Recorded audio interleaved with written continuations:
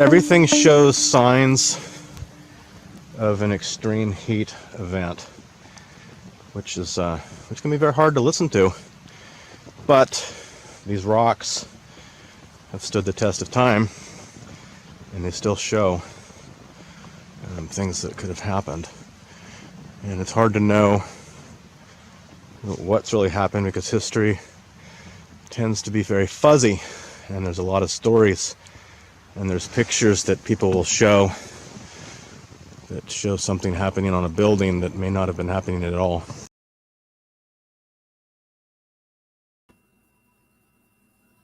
What is happening, everyone? It's a Melt Wednesday and a very special guest, my main man right over here. I am Kairos, the boots on the ground, California. Thanks for being here, man. Great. We've been trying to do this for a little while, and it's finally here.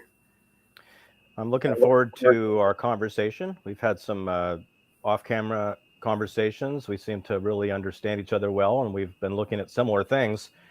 I think it's time we start talking openly about what we've found and why we look. Exactly. before we get talking here, I just want to, excuse me, go through the chat. Thanks for being here, guys. Yoakum, what's happening, man? Good to see you. I got Steph Davis. How you doing? Hope you're doing okay, Steph.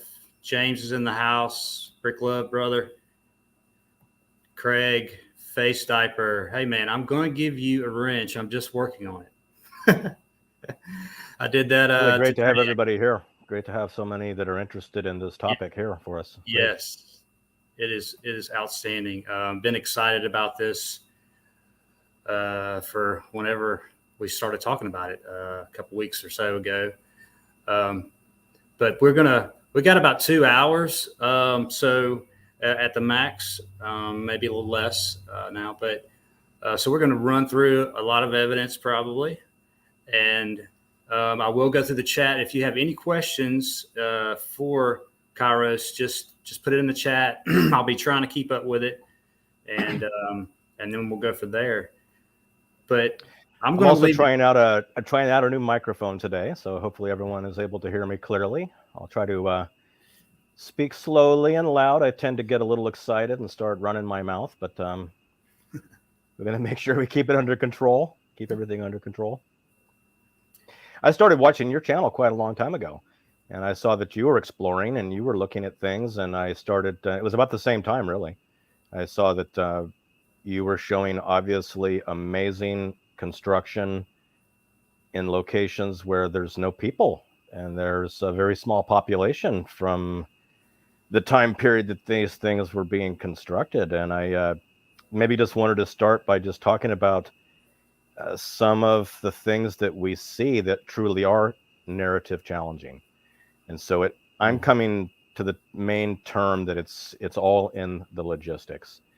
How did these guys move everything to the place to get their work done?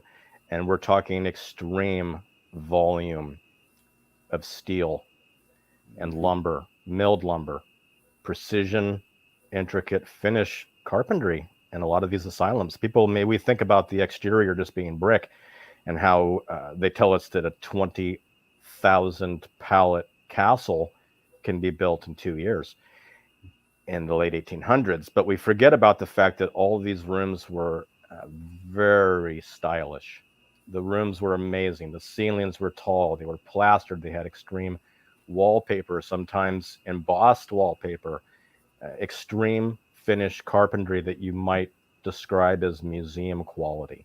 This is some of the best and most beautiful craftsmanship that we never see today.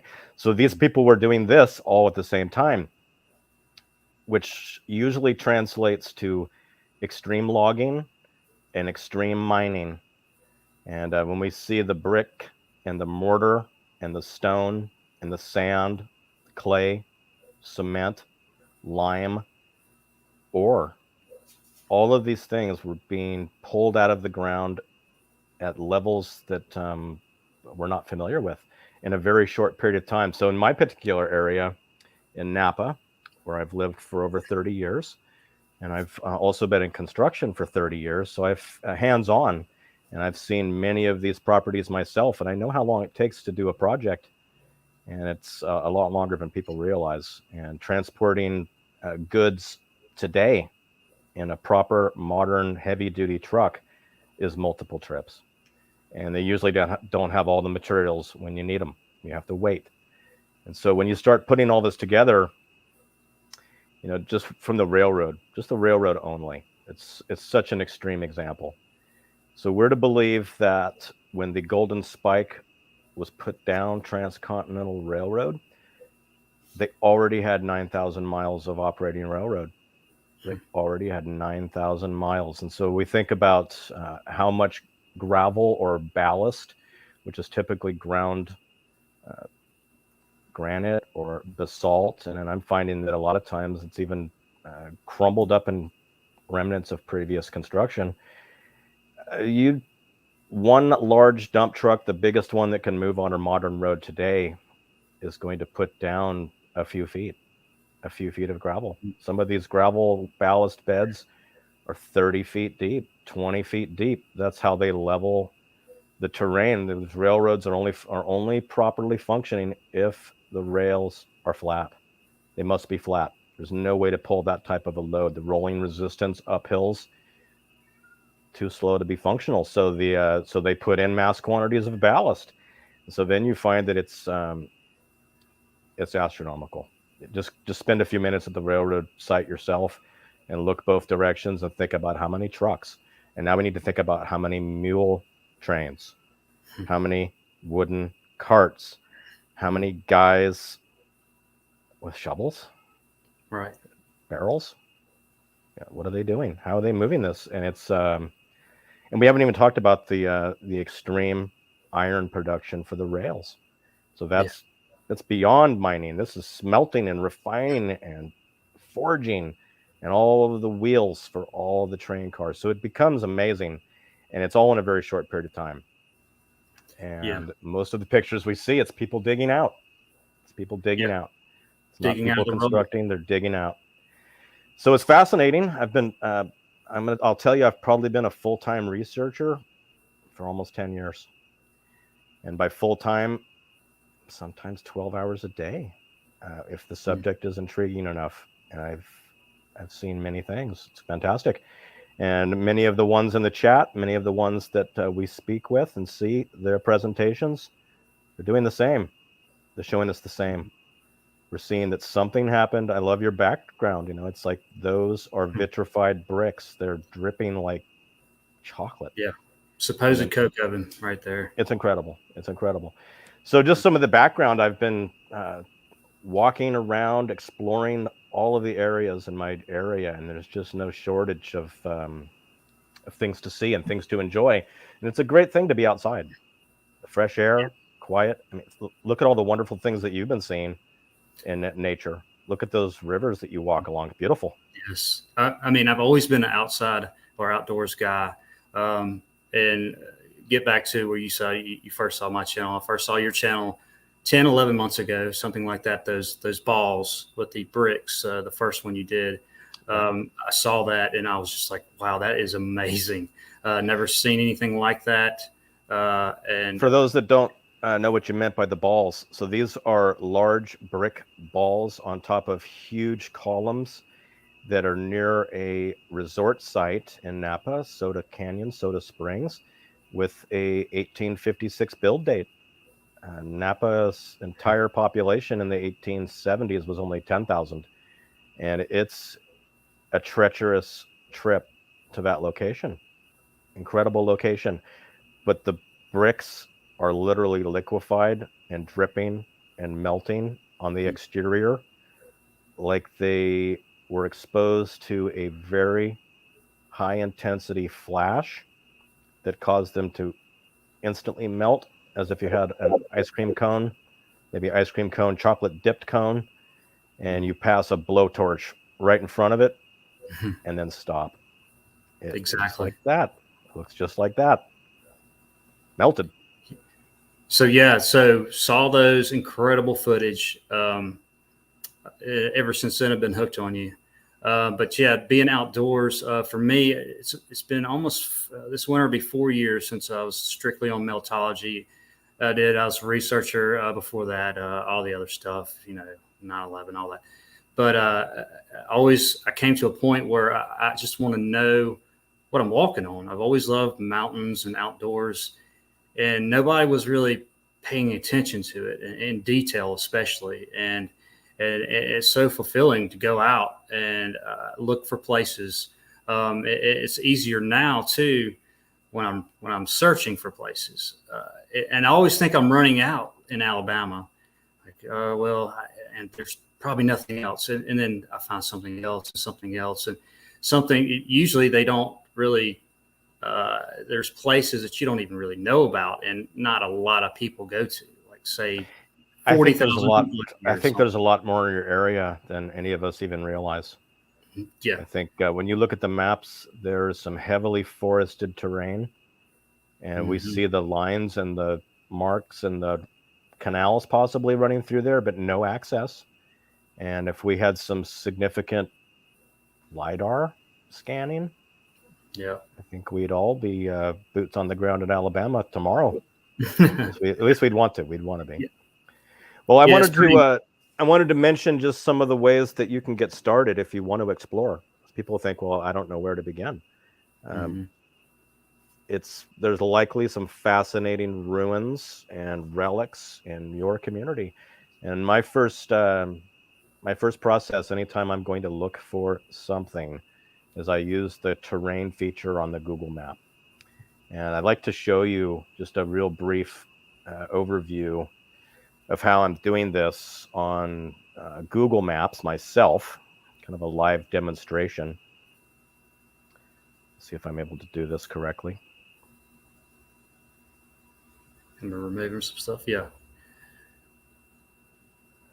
What's happening, Miss Derv? Good to see you. Okay, so do you see the Google map? Here we go. Yep.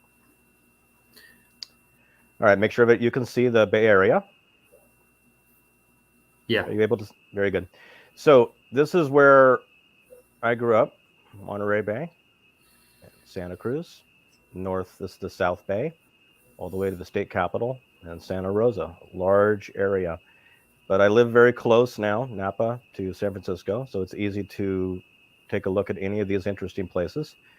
So I've got the terrain filter on now, and as you zoom in, you'll start to see some features on San Francisco itself.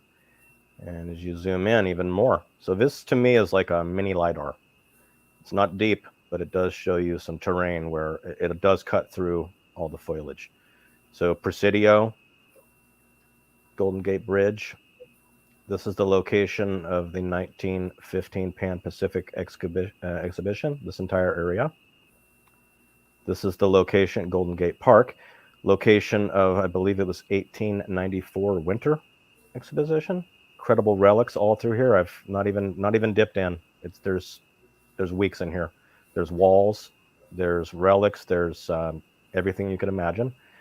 And then right over here, Treasure Island, location of 1937-ish Golden Gate International Exhibition. So we've got 3 significant world events all in this area. So I thought that was really interesting, and there's lots of things to see. But then we zoom into where I was looking at this Sutro Heights and the melted brick avalanche. And you can see there is kind of a star shape. Again, it's here. You can still see some of the shapes up in here. Got obvious point here. There's a lot of masonry through all around here. And there's tunnels that go through here. A lot of people don't realize there are over 1,000 miles of brick-lined sewer tunnels that go through the entire city. Over 1,000 miles. I am trying to get underground. I've got a connection. I've got a guy, and he's not cooperating yet. But we're gonna see. He offered it to me, but things are a little tight. So here is the Sutro Heights and the Sutro Baths, and so you can see there's a real significant divot here. This is the location. I'm going to go to the satellite view. I'm not going to do any 3D viewing. People kind of get seasick sometimes. So I'm just going to scan this area. But you go down in here, and you've got this heavy masonry, castellated, stepped, tall construction. This is really easy access. Great parking lot, walking trails. There's military batteries under here, all accessible. Then here is the Sutro Baths site itself. You can walk down into here, all easily accessible. There's tunnels. There are existing construction debris. Severe devastation here. Are the tunnels blocked off, or can you go in any of them? You can go right through them. Oh, wow. This area here, there's a fence here that's, you just go right over it. So Google is really giving me trouble today. So great area for exploring. And if you like exploring, this is this great spot. So I got super excited here.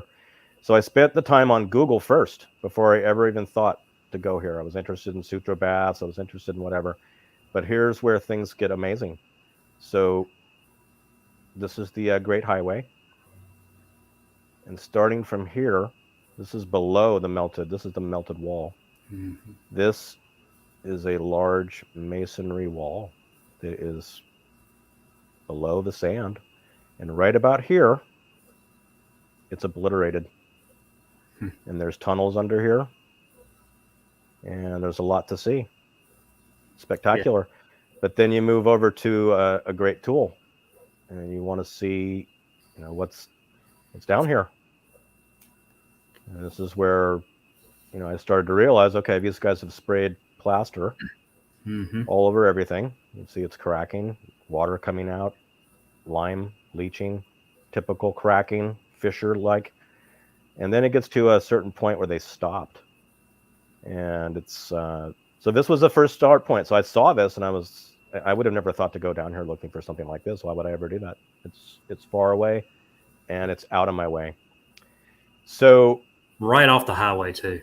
Incredible. I mean, it's one of the most incredible boots I've seen, man. It's great stuff.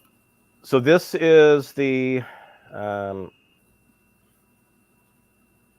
footage from my channel, my second installation, Brick Avalanche. I just want to kind of skim through it. I don't want to spend a lot of time. If people would like to watch the entire presentation, please do. Always comment. Fantastic. So let's look through here. So this is that castellated wall that I showed you on the Google map in the distance. And I'm gonna turn off my music. So it's got these interesting masonry or something, or who knows what. It's all explorable. And as we zoom out, you'll see how extensive it is. It is 1,000 feet long. It is 1,000 feet long. And as you roll in, I start looking at where they've done the spray. This area here appears to has come off, or something. But this has a lot of Lichtenberg, a lot of streamers, and I don't know if this area took the brunt of whatever it was, but this is very interesting and very different looking. A lot of strange colors. So as I walk along you'll see the gunite. Getting a real close look. I'd like to break some of that off because I'm pretty sure that there's bricks right underneath the surface. Could only be 2 inches, 1 inch thick of material. They do a lot of that around here too. Also popular are these stamped concrete faces that are actually supposed to look like rock. It's like fake rock. Mm-hmm. So this is that transition point from the spray to something different now. And when I start doing these videos, I need to slow down. I get pretty excited and I'm scanning everything I see, but so this is where there's a difference. This is the plaster. This looks different. This has a different look to it, and as we progress, it looks like it was way wetter, and it has a a vitrified surface to it. Always the vitrified surface. So the video, it was very quick, but I wanted to take a still here to see this cross cut of one of the broken off pieces. And this has very large pieces of aggregate, but they look like they're molded into brick shapes. I don't know if they're concrete bricks or if these are literally bricks that have undergone extreme heat for a long enough time to keep their shape but not completely be destroyed. And we might see evidence of grain growth. So Chapu did a fantastic job in really illustrating what that looks like. And this is a real thing. So it's interesting that may be it. It could be that. Wow. Look at that. Just incredible that you found this off of basically Google Maps. Right. So I saw these items, and if you examine Google yourself, some of them, because has pretty good zoom, you can clearly see the bricks that I'm going to show you. They're all there.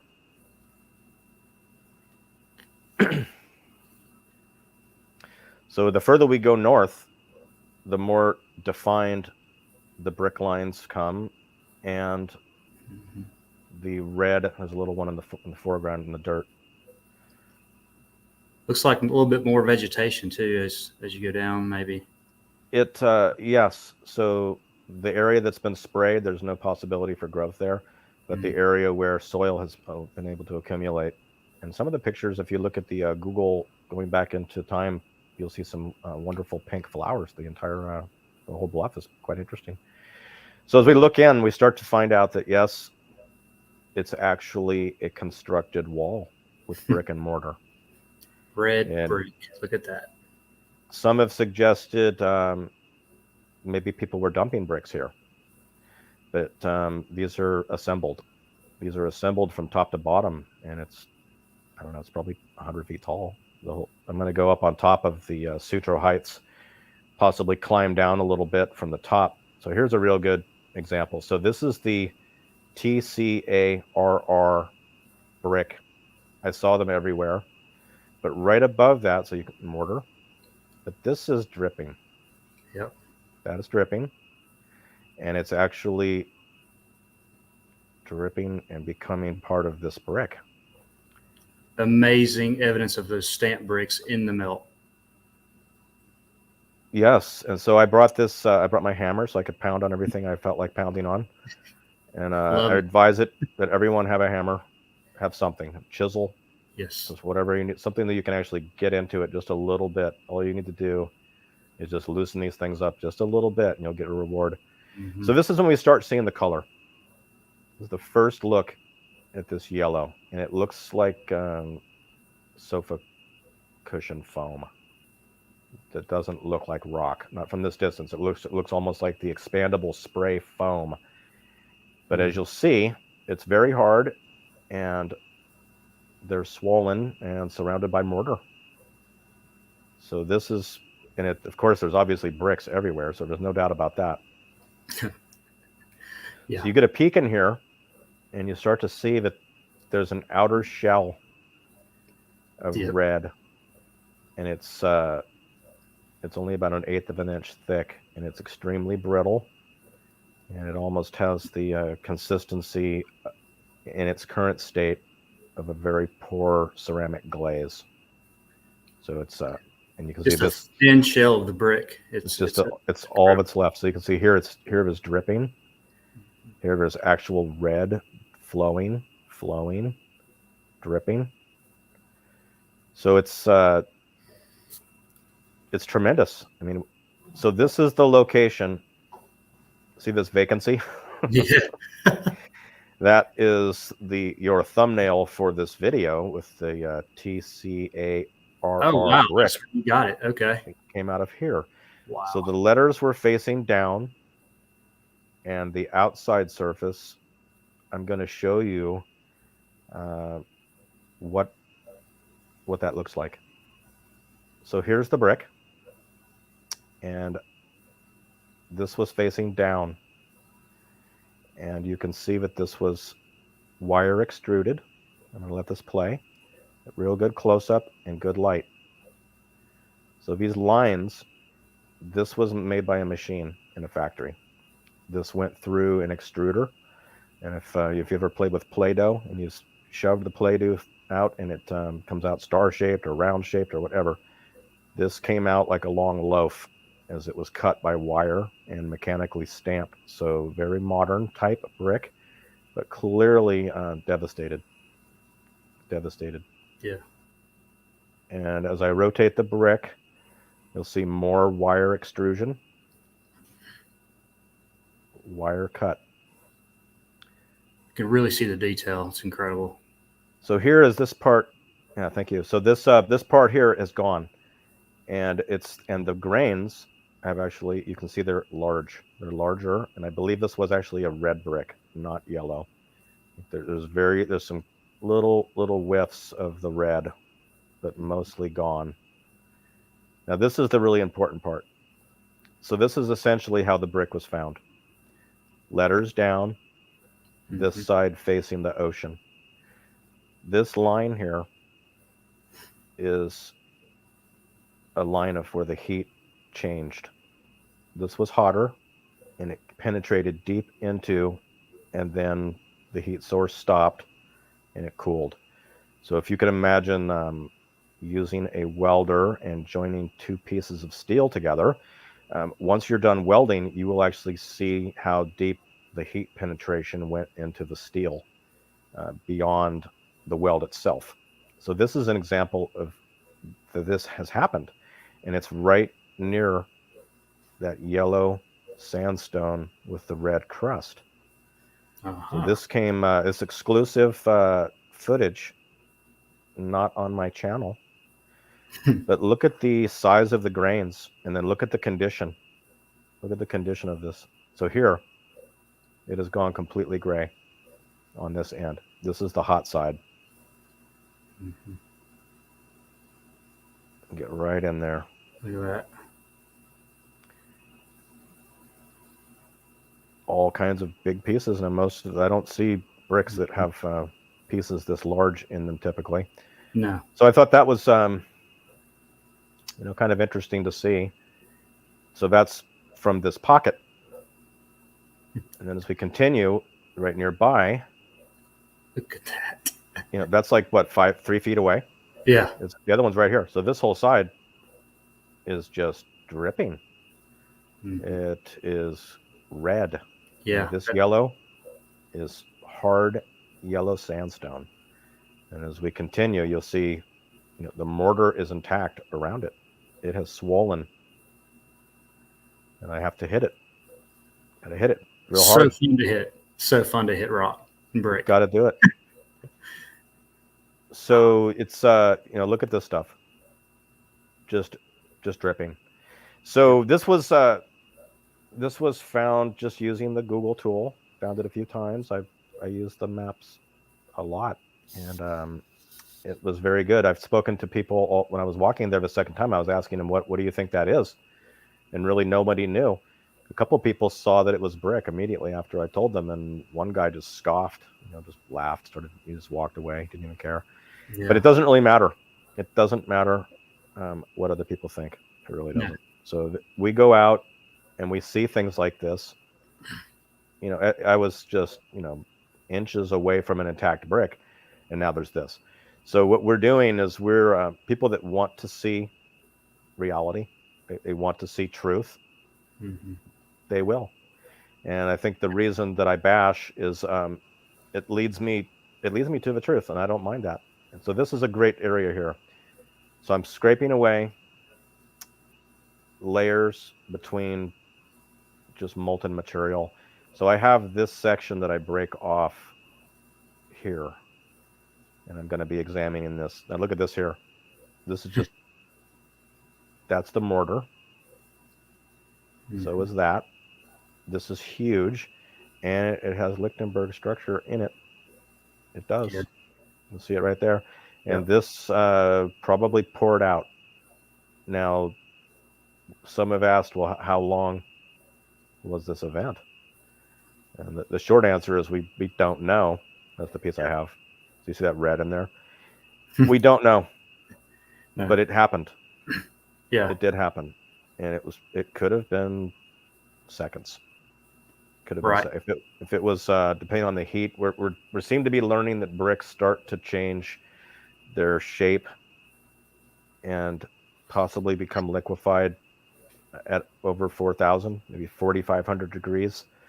I was able to convert brick into yellow glass by welding on it. And that's approximately 6,500 degree localized plasma heat. And it's definitely happened. I proved it to myself. So up here, this is very high. This is very high from the road, and there's this extreme distorted construction, very twisted. Yep. And yet up here, nestled up, and the rest of it is red brick. Well, what do you know? What a surprise! Right. Yeah. Huh. Well, no one ever knew. We never saw that coming. So then, as we continue, we're going to see a flow channel We're going to see an area that it was like the entire area went liquid and actually was literally an avalanche, but all mingled in. There's more of the yellow, more of the red, expanded, mortar still intact. I think the mortar stays intact because I believe at the high heat, the silica in the mortar, the sand, is probably more durable. I think I don't think the clay is as fortified with silica as the sand and the mortar. I've mixed a lot of mortar. I'm not proud of it, but I've done I don't know, 100 pallets of mortar. Crazy. Not all of it by hand, but I know the formula. So if you want to make a typical brick mortar, you can do a real strong batch, 3 shovels of sand, 1 shovel of cement, a half a shovel of lime, and that will give you very strong. But some will go as little as the diluted mix, 7 scoops of sand, maybe 10, much weaker. But the more sand, the more silica, and silica we know is the root ingredient for glass, and usually what obsidian, of so-called naturally occurring glass, was previously sand. It appears that different color sands, different types of material will yield a different color glass. So we're seeing the strength of the mortar, where this cavity, which was a brick, is vacated. Yeah. It vaporized. This was bubbling. This was gassing. If you can imagine bubbles on the surface, like if you left your nachos in the toaster oven a little too long, it starts to boil. Bad deal. Very bad. So the official narrative on this hill, do you? Bill Miller Flip was just kind of asking. I was kind of wondering. Right, and that is where we are.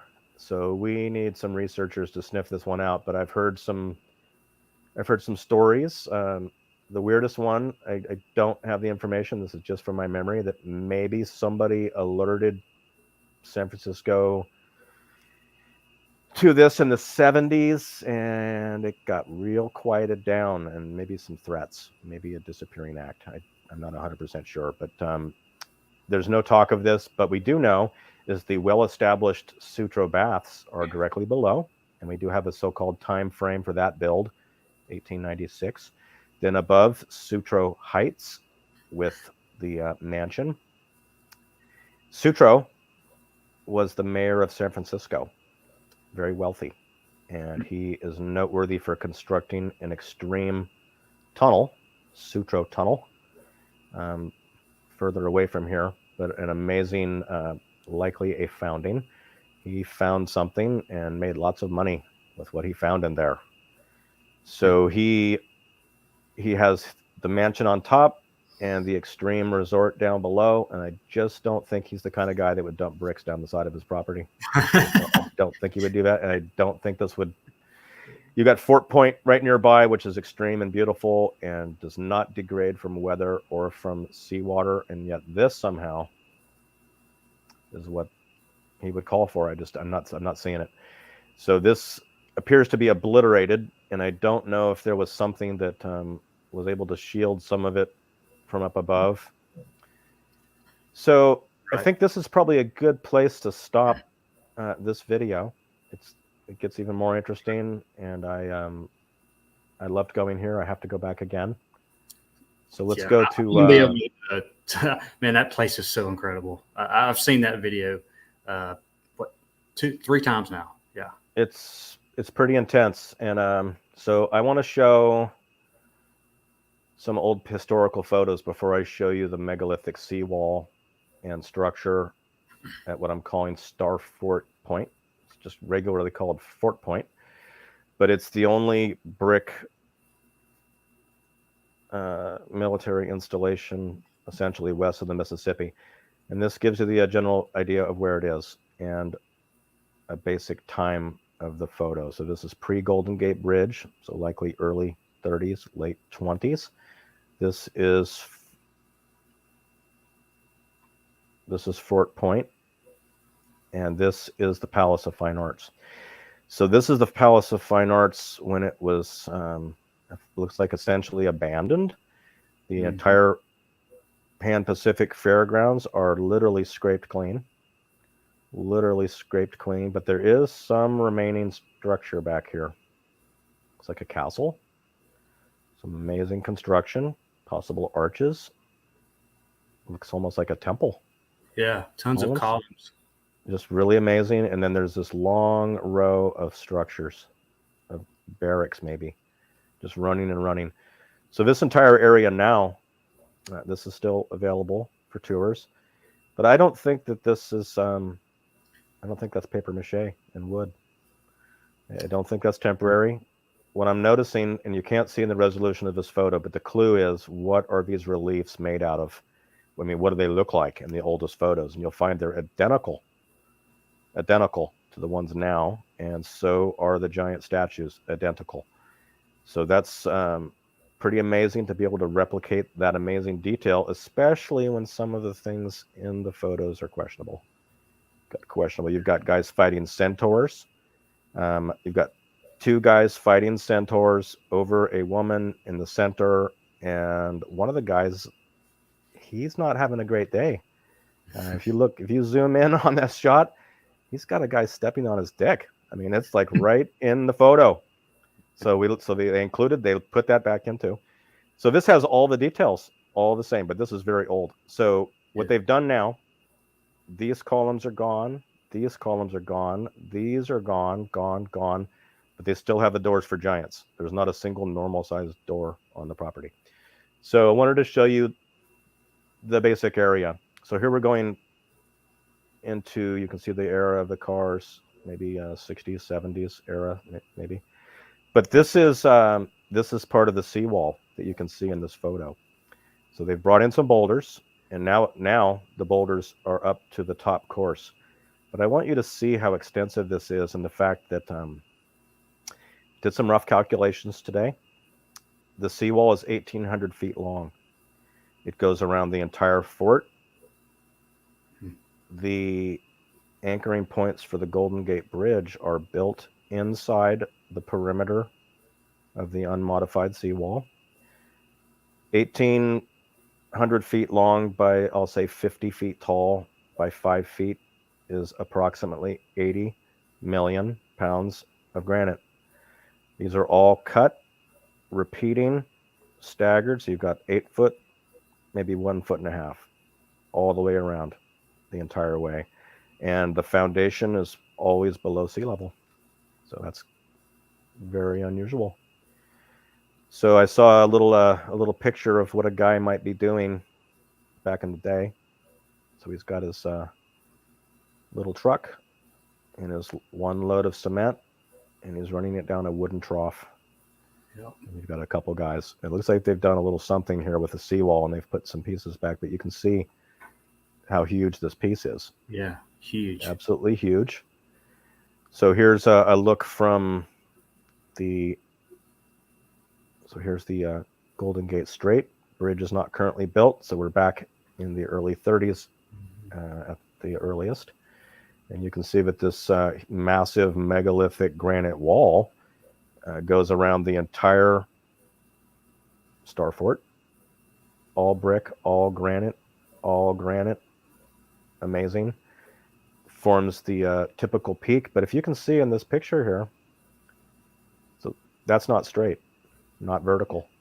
Nope. It's actually slightly concaved, which is a very smart way to build if it's going to be getting pounded by waves. In the water too. Yeah, so you can see here. So this is so high tide would come up to around here, and this is a moderate tide, and a low tide might be somewhere around here. And here is a great photo. Have a look at this, just to see the mass of this wall. So there's some tiny people, and you can see that it's a constructed block granite seawall. Yep. And here's this amazing fort. I don't know if these were really there. We've seen some photo manipulation. I've been really fixated on the shadows in all the photos. That seems to be one of the most difficult things to fake. And I've seen plenty of photos that have shadows going in way too many different directions. Yeah. So this, again, the foundation, so this would be a very low tide, but the foundation is nowhere in sight. And this was supposedly built for the Civil War, but never used.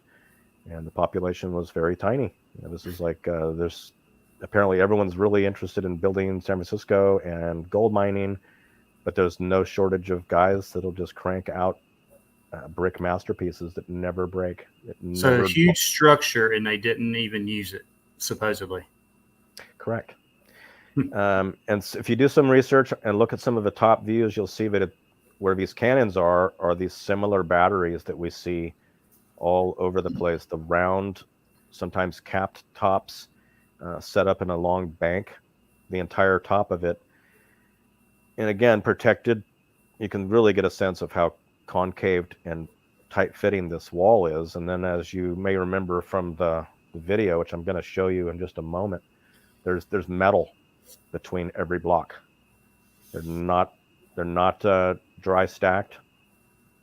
They're not bonded with mortar. There is a metal plate between all of them. So some have suggested, I've got some great commenters, that the seawater, the crystalline structure of the granite, which may or may not be poured in place geopolymer, could be. I've seen too much evidence of machine marks to think that it was not quarried and fit perfectly. So some are suggesting that the seawater, the metal between the blocks, the crystalline structure, and this structure itself could have been in a very advanced power station, extracting energy from the ocean, possibly. This area has it's almost a mile, over a mile and a half wide, and the amount of water that goes back and through here every single day is so tremendous that there's nothing on the bottom of this channel. It's bare bedrock. Just nothing can stay there. Everything is washed away. And that's a tremendous amount of potential power moving through. So here's the location. We're approaching Fort Point, and let's just cruise through here.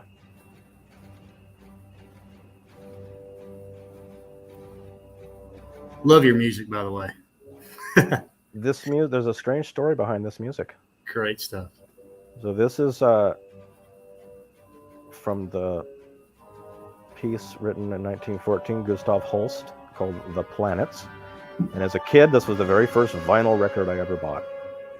I've got to have a record. And then I happened to be touring in Japan as a high schooler, and I did not even have a CD player yet. Almost no one did, but I knew I would soon. So the first CD, Planets, which is very worn out. But a lot of people don't realize that this composer is the inspiration for John Williams, who is a famous score writer for many of the Steven Spielberg and popular Star Wars and Indiana Jones and Jurassic Park and all these things. Yeah. He uses a lot of these amazing elements. You hear a lot of these elements in the Star Wars is considered an opera of sorts. It's got tremendous music, and that's what makes the movie dramatic. This is all real musicians dominating. I did think I was watching Star Wars for a second listening to it. It's kind of like that. Yeah. So we come in. This is our first real look at the enormity. So this is the granite seawall. These are huge.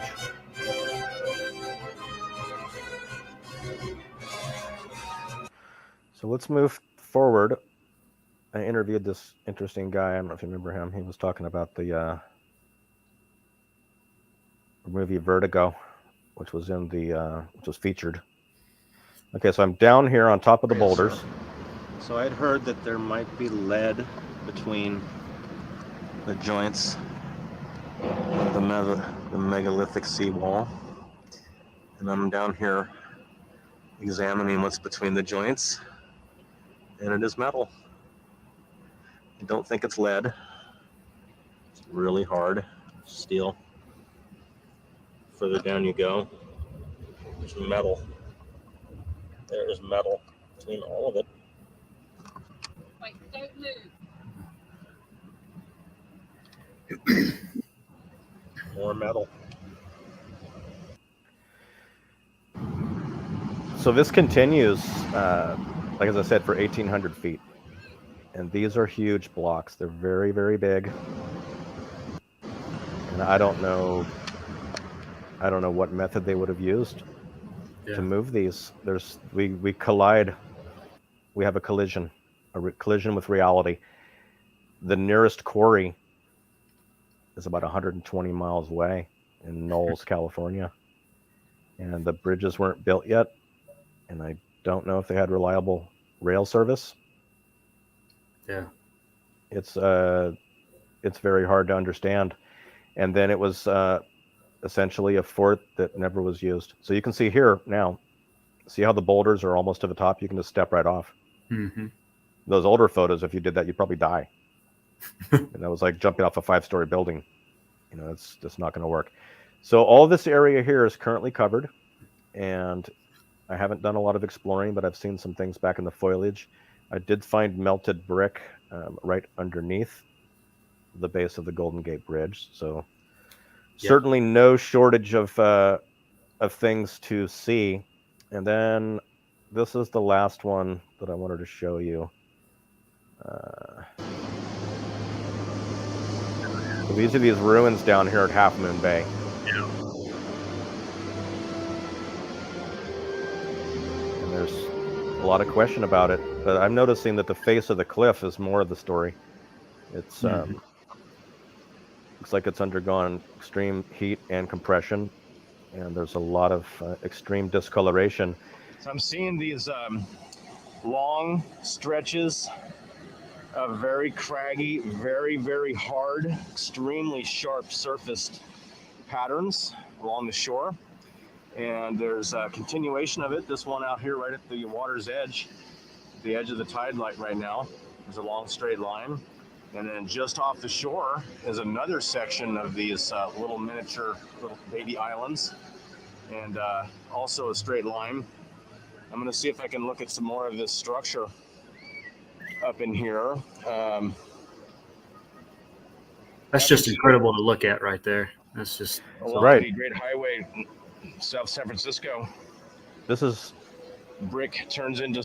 So I make the comment here. This was after my first look at the Sutro Bluff, when I had seen for sure with my own eyes that red brick can absolutely turn into yellow sandstone. I saw it.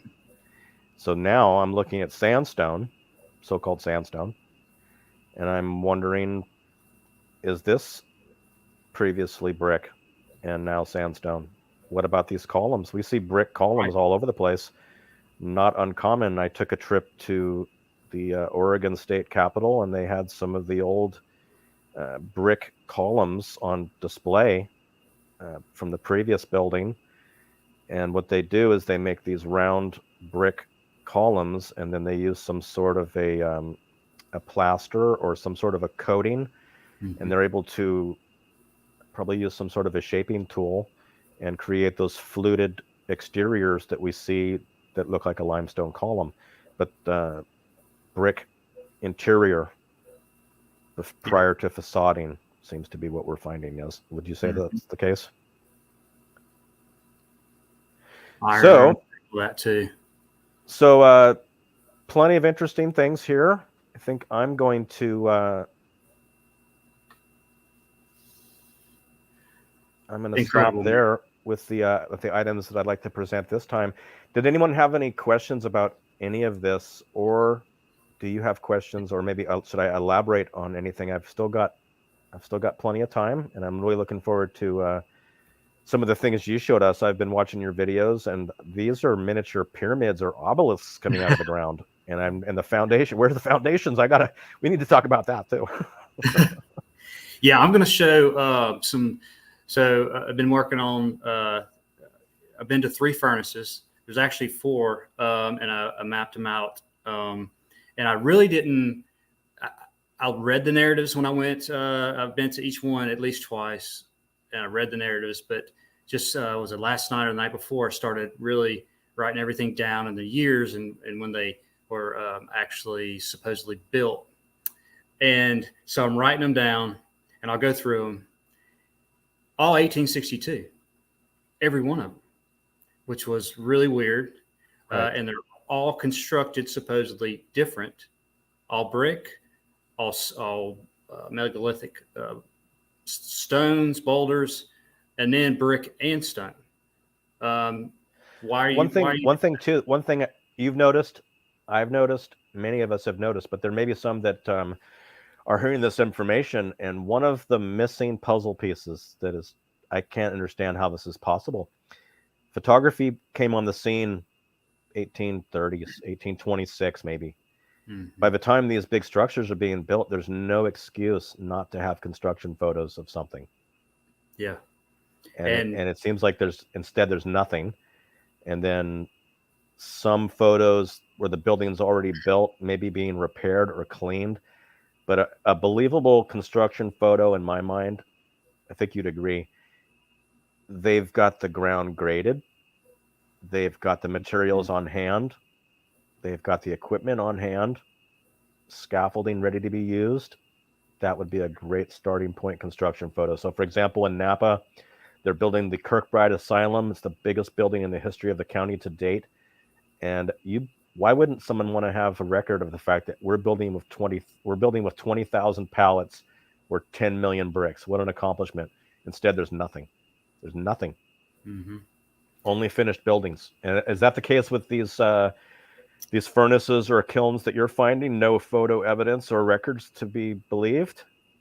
And I ran into something that, let me go ahead and show you. Please. I'll get into the, let me just show you here. Let's see. Now, I might have some questions for you during the presentation. This is exciting because this is, I mean, give us an idea of how remote this is. You had to drive out in the middle of nowhere. Yeah, it's they're all really out in the middle of nowhere. Is this thing not working right? Let's see here. Okay. All right. Let's go here. Can you see that? Good. I can, yes. All right. So I live around here. I'm going to zoom in a little bit. Here's 3 furnaces, okay? They're all in line. This from right here to the furthest one here is 81 miles, I believe. So in the middle, it's probably 40 or so. But let me see if I can do this. Zoom in. The fact that they're in a straight line, that's pretty interesting. And yeah. I bet the terrain is probably pretty interesting in the area too. Is it pretty hilly? I see some triangular shapes on the edges. So, this one, why isn't it dragging down? Here we go. This one is in the middle of nowhere, pretty much. There's not much around it. I'll give the narratives when I show the pics. But here's one here. Sorry, I'm just haven't really used this on this computer yet. This one's all around. It's called Coosa River, and there's lakes all around it. This is the one that's huge. I just did a video on huge blocks. So driving time. So here's a bridge here. You have to go around all of this. Here's a road. You have to go over a bridge here. You have to go around. It takes a while. So the furthest other furnace is 81 miles. Well, it will take probably 2 hours or so to get there just because of the way you have to drive all around everything. So they supposedly 1862 built this. So let me go back. Sorry. And there's actually another.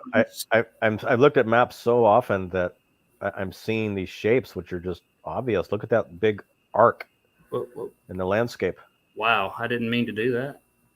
Okay, I am not perfect. Here we go.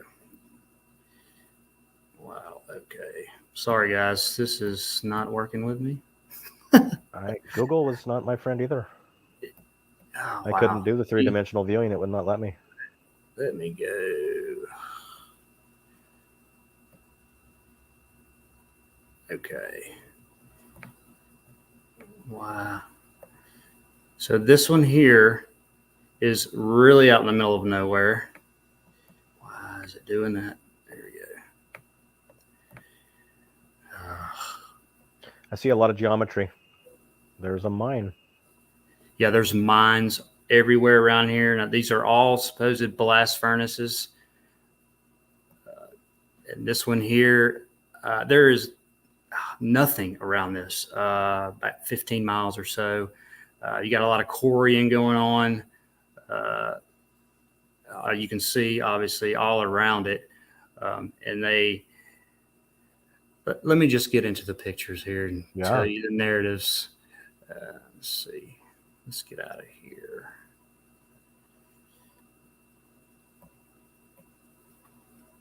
We're going to start with the one I was just at. I'm not going to read all of that, but basically, it was constructed 1862, destroyed partially 1864 by troops. Then they started it back 1867. Then 1875, it was done. And it said it was covered in jungle-like conditions for 100 years. Huh. So here's your...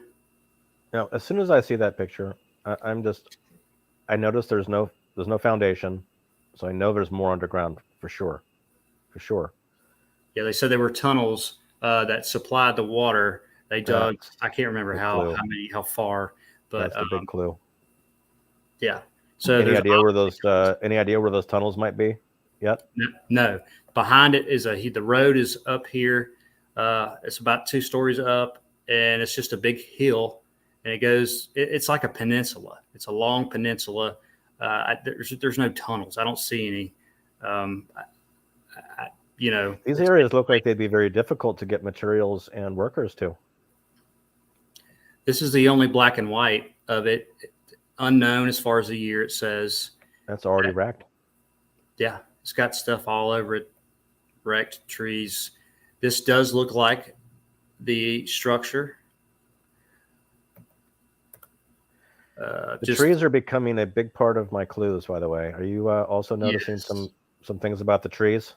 Yeah, everywhere I go now, noticing like the oaks and everything. I don't really pay attention to the pine trees, but just huge oaks growing in the middle of stuff, just like the coke ovens I went to. It doesn't make any sense if it's only supposedly been like not in operation for, say, 120 years or so, and you have these huge oak trees all in the middle of them. Right. But this one, I didn't see this till the second time I went. If it's inside, I did get the drone inside, and you have brick. You have looks like shell of brick. Looks like this is coming out here, but that brick already looks like it's being distorted. Those are not. They're not the shape of a common brick anymore, but the mortars. Maybe that might be replaced mortar. Yeah, possible. But it's all behind. All this. These are all blocked up to me, and then this one just got really hammered, and it's melting out here. And I want to get your opinion too. And I've got it compared with other things. Right. We see the boreholes. That today they do, right? Well, I've been in a local mine that mines basalt, and they do use boreholes to split. And they use deep ones for blasting. And I'll get back to those lines. Yes. The same place. I saw this obvious brick right here. All right. This is another furnace. It's called Breerfield Ironworks. No, I haven't seen this one yet. I haven't seen this one. So I look at all the supposed maybe black and whites they have. This is the only one. Let me go ahead and tell you the narrative here. Built 1862. Now, they actually did have, it did say in the narrative, it was done with mules and oxen. They must have had a lot of them. Yeah, tons of Like them. 100,000 of them. So it was destroyed. It was taken over in 1863 by the Confederacy. 1865, destroyed. 1866, it was bought by a company. 1867, shut down. Leased through 1873, 69 to 73. It laid idle till 1881. Then 1894, it supposedly shut down. So there was no, after this that you see in here, Right. there was no other damage supposedly or by the troops or whatever. Now, Because this that is what it picture, looks- that picture right there, just judging from the trees that anyone operating that property would not allow to grow. The one along the building it's almost that one there, maybe 30 feet tall. The one next to the building on the left-hand side, near those brick windows, and look at that incredible brick pattern that's on that building. By the way, that's one of the most difficult patterns. That's a herringbone. That's not even regular brick. These guys went all out. And it looks like there's iron wrapping.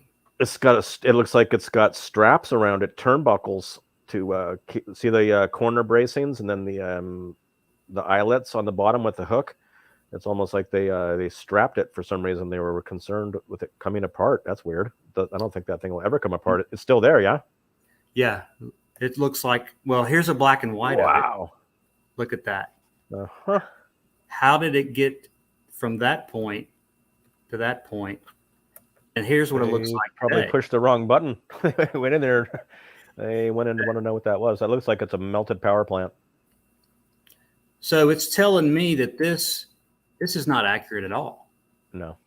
At all. I see black and whites, and there's some other sites that I won't be showing tonight, but that it's not the same place.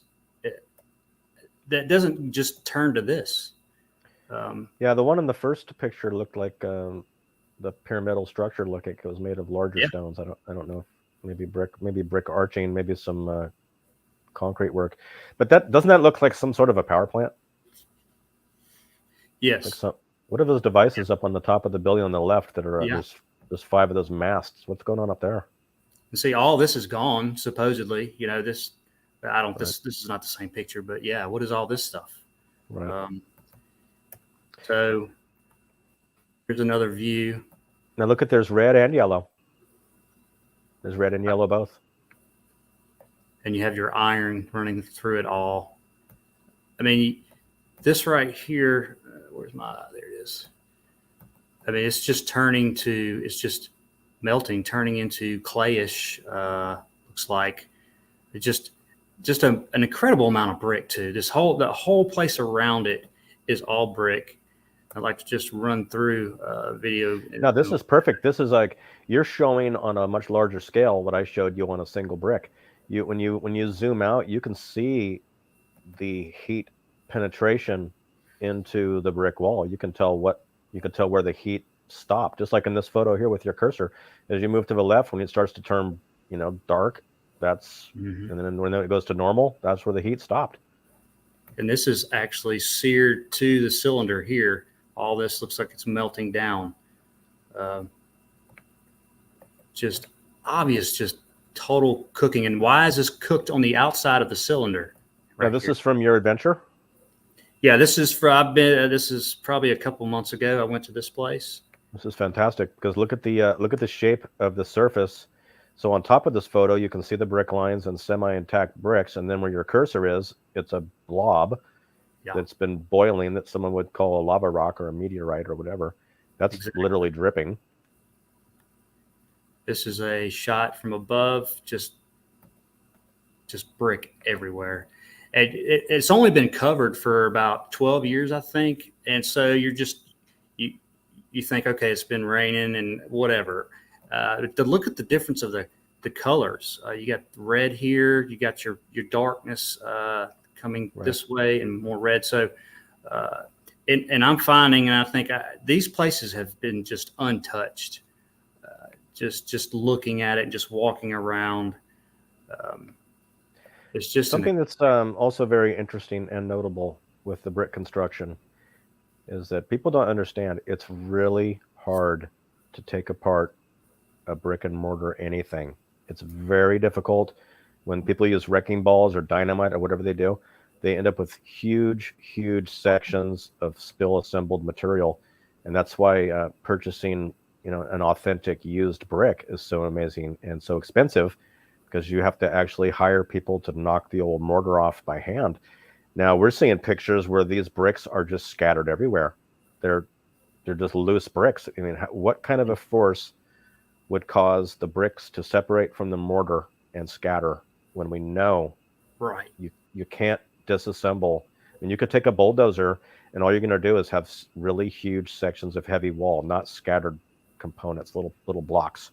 Yes, and just separate bricks everywhere. They, like you're saying, they do not come apart unless you just bash the hell out of them. Right. So here's another furnace. It was in the middle of the three you saw. They're all built same time, 1862-3. Now this one has brick, and it has blocks. Why are you building this one differently? It's the same. It has a huge wall in the back. Here's a shot above. Same kind of. It's almost looking like a portal to an underground or what was currently more above ground location, a way in, possible ventilation. It seems like there's so much that we don't see underground that has to exist, because you still can't see. Once you see the foundation, you can let it rest. But if you can't see the foundation, that only means one thing. I mean, nobody builds on sand, and nobody builds on grass, and nobody builds on dirt. And especially if they're going to be intact like this, that's what's so noteworthy about the brick buildings in San Francisco. They survived all the massive earthquakes. So that Fort Point, 1906, 1989, some of the other ones, no damage. These things are indestructible. And we didn't even talk about Alcatraz yet. That place. Oh, I wish I did. So the narrative on this one is the most non-existent. It built 1862-3. I could not find any black and whites. It says 1860. Now, 1 year later, after they built this, the Union Army destroyed everything but what you're seeing here. That's such a long trip. It was like, we're going to go out in the middle of nowhere to destroy this, and how are you going to do it? Right. What are you going to do? Bring in cannons? Cannonballs are just going to bounce off. Yeah, I didn't see any cannonball holes anywhere. No. So total ridiculous. As far as there's just no information on this thing. Right. Yeah. Okay, let's get back to the lines. This is that same place. Okay, good. Let's go over here first. So you can see the brick all in the middle. This is like 3-4 stories up. It goes all the way around it, brick everywhere. So lines, supposed boreholes, whatever. Looks like here's a brick right. That's here. what I'm trying to get a hold of here. Is I'm seeing both. Yeah. And I've been to these places, it's been over a year, and I always see these lines, but this one really brought me to, I think it's just the impressions, because you can see the brick leaning. This is all leaning into it. And this is, to me, the impressions of the brick. They didn't. Is that leaning, or is that a start of an arch? I can't tell. Well, it's leaning out because it goes all the way down, and I will get to the video okay. I'll come back to that with the video lines. This is in the middle of a trail. It's supposed to be natural. I walked over this, and here's your line. This is not. They didn't put this here. This is in the middle. That's very unusual. It kind of reminds me of the. We've seen some of the megalithic blocks in some of the other countries of the world where they have these, where the blocks connect together, and they say that they poured molten metal to join them or something.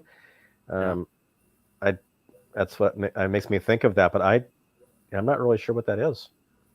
Yeah, this. this one was amazing to me because it did not belong there at all. It's just cliff sides everywhere, huge rock. And this is the only one I saw these lines in. And it just brought me back to the furnaces, like I was showing you.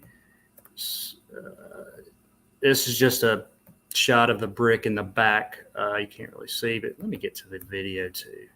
Well, I see a different. I see going from on that wall. It's a bigger block on the bottom, and then it seems to transition into the brick, and then back to the block again. Kind of a jumble. Right. Yeah, you got block all around it, and then you'll have pieces of brick like this, all in the middle of the blocks going down.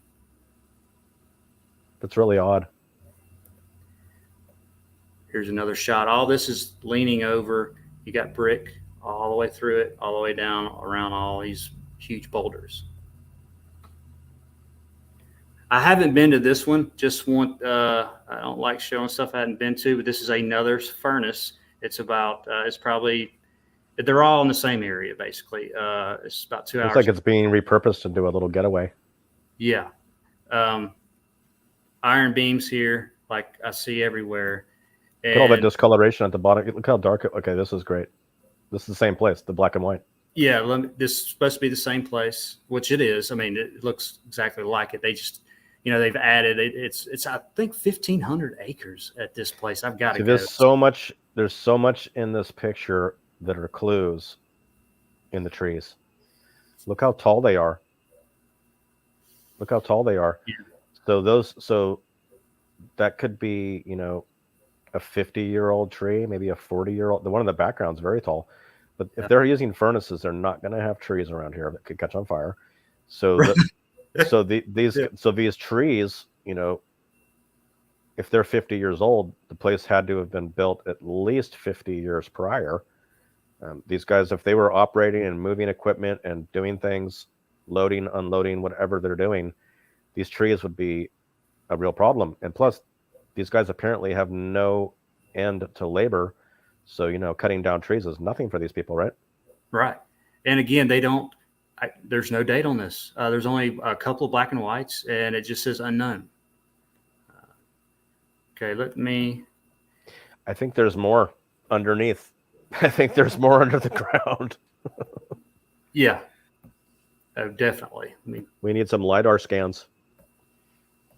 I'm just going to run through some of these, this video. Let's see. Now, I like it when it turns into dirt. Yeah. It transforms from a structural brick into dirt. It's just the amount of brick. All these were supposed to be built same year for basically the same purpose. Let's see. Where'd it go?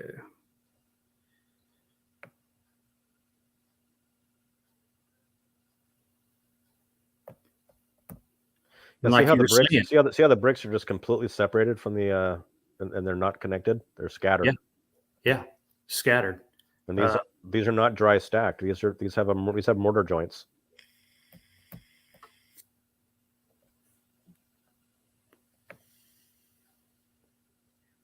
And the iron running through it. The iron running through it is a big deal. There's been a lot of talk about bricks storing energy, and iron might be a component for grounding or maintaining or something. We don't really know yet. I think we're getting closer. Yeah, it's got to have something to do with producing energy, harnessing it, whatever. Huge. Because you're putting all these just layers and layers and layers of brick, and then all of a sudden you'll have these beams. Or I've seen plenty of the buildings myself where those beams are actually railroad line. It's the railroad I-beam that they would run the cars on.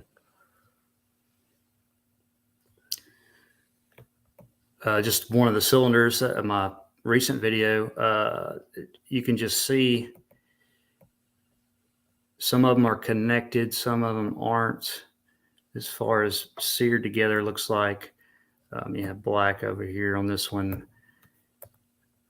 It's just a shot of that one. Let's see. This is probably, I mean, this one is probably my favorite, like I said, with the lines, but you can see more clear what the brick's doing here. It's being pushed out, looks like, leaning over. Now, this is right behind the furnace. It almost looks to me like what's left of a brick-lined tunnel. Like if you could continue that arc around, where would it fall? Right. Yeah, that's possible. So you've heard these stories of tunnels nearby, though. Yes. I mean, in a lot of the narratives too, they say there was tunnels, but I don't see any. I don't know why they would just say that. That's going to take some real sleuthing. Let me I want to show you the. See, Mark, have you found while you're out walking, do you walk on land sometimes and it sounds like you're walking on hollow? Yes. And it crackles sometimes too. Like there's something above the surface of the ground that's very thin and you're above a cavity. Do you hear that sometimes? Yes. I wonder if there's really something right underneath there. Some of these modern metal detectors can actually detect cavity. That some of the metal detectors that are more crime scene oriented, not metal detecting, they can detect voids. Oh wow. So here, yeah, more brick, all mixed in all these boulders. Looks like it's called rock curtaining or whatever coming over. Right. Bricks everywhere. There's bricks in all the little pockets. Yeah. If you look in a dark spot, there's bricks in there. And here, I think you could see a pretty good transitioning almost. Stop it right there. So see all that lichen that's on everything? Yeah. So that's all brick down there, and that's that lichen. So I'm finding when I'm out walking around, if I see a so-called boulder covered in that lichen, it doesn't grow on everything. It seems to like the brick. Right. It seems to grow on the brick. I don't know if it's the iron ore or if it's something unique to the mix, but that lichen, which apparently is very, very slow growing, by the way. Yeah, I mean, I've been to certain place 3 times, and all the foliage when it dies, and when this was during the winter here, the lichen, like you're saying, it's just the same. It's just a very thin kind of layering over the brick, and doesn't really grow, or it grows very slowly, like you're saying. Let's see.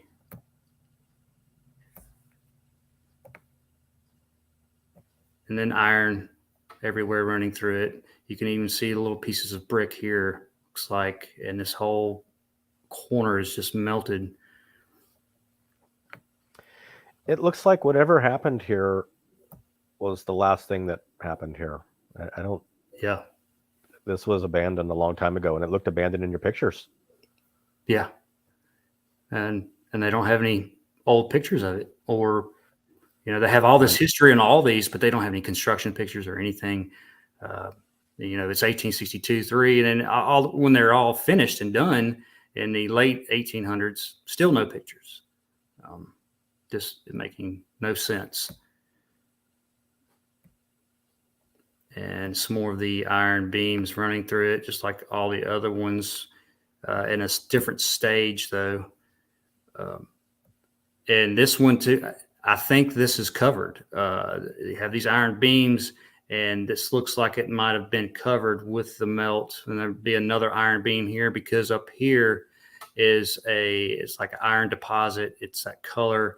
I have it all around me, creeks and stuff, that you can see that. Are you able to zoom out, or is this the? Well, this is a video. I can't. Yeah. I can't, okay. So it's brick right. It here almost looks like it was added, like that. Is that blocked up, or is that the original? What was added? This. That face of the wall with the iron do you think the iron might have been placed in there in these blocks? I don't think so. Or down below. What's behind that wall? A cylinder, like the this one looked inside. It looked just like the other cylinder I showed a while ago, actually. Was there evidence of soot or previously burning materials inside the cylinder? Negative. Nothing. Got No it. soot. No nothing on any of these. Right. There's a closer. So I wonder if it was ventilation or steam, or maybe even intake of air for something. Possibly, yeah.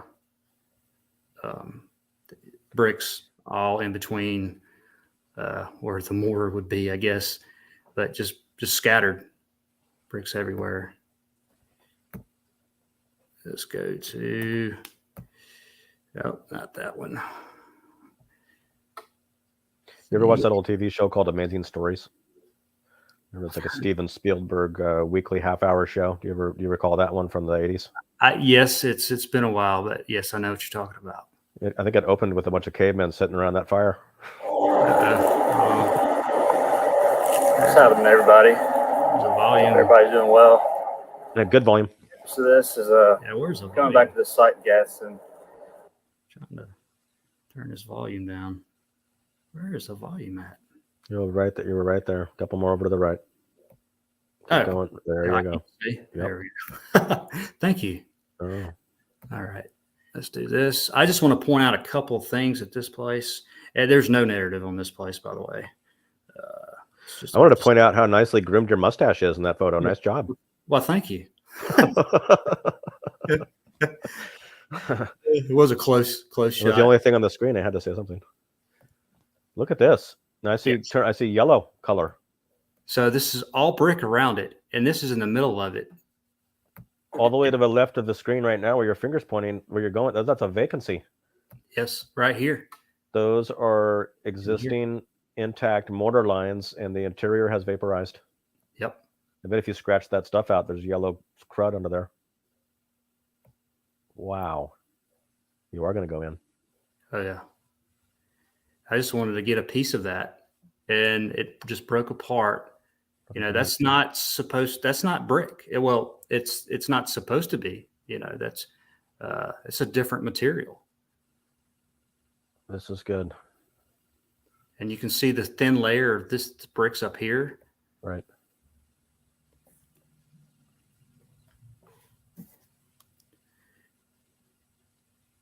So all in the middle of it is changed to That's right. whatever this is. And beside it right here, this hole, Another vacancy. that has, it looks like it's starting to crystallize a little bit. But And in the center, it's got that like that bone marrow look to it. In the very center of the picture, where it's got those tiny bubbles, right where your cursor, right where your mouth. Yeah, that. yeah, That was bubbling. yes, That was bubbling. You can see all. If you can imagine, a rolling boil in your water pot, that was happening right there. Tiny bubbles just bursting out, yeah. It looks like it's flowing out too a little bit here. and the color is dark. Very interesting, but yet the exterior mortar was able to handle that. Yeah, brick right beside it. I mean, this whole big, huge block is just brick, and then in the middle of it, in this certain places, it's obvious evidence of changing. Of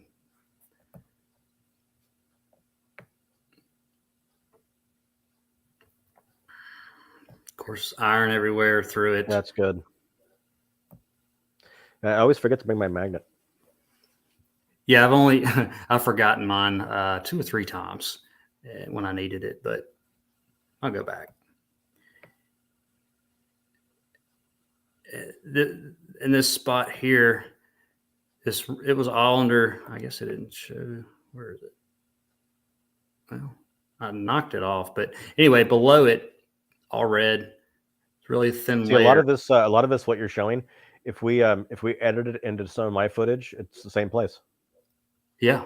It's the same. Same everywhere, and you can see the Look at the tiny biscuit bubbles. Bubbles, yeah. It looks like Could have be. you ever like boiled sugar water or something like that? It gets that Yeah. viscosity. It wasn't like water. It was more like bubbling tar, like bubbling sap honey. It was not.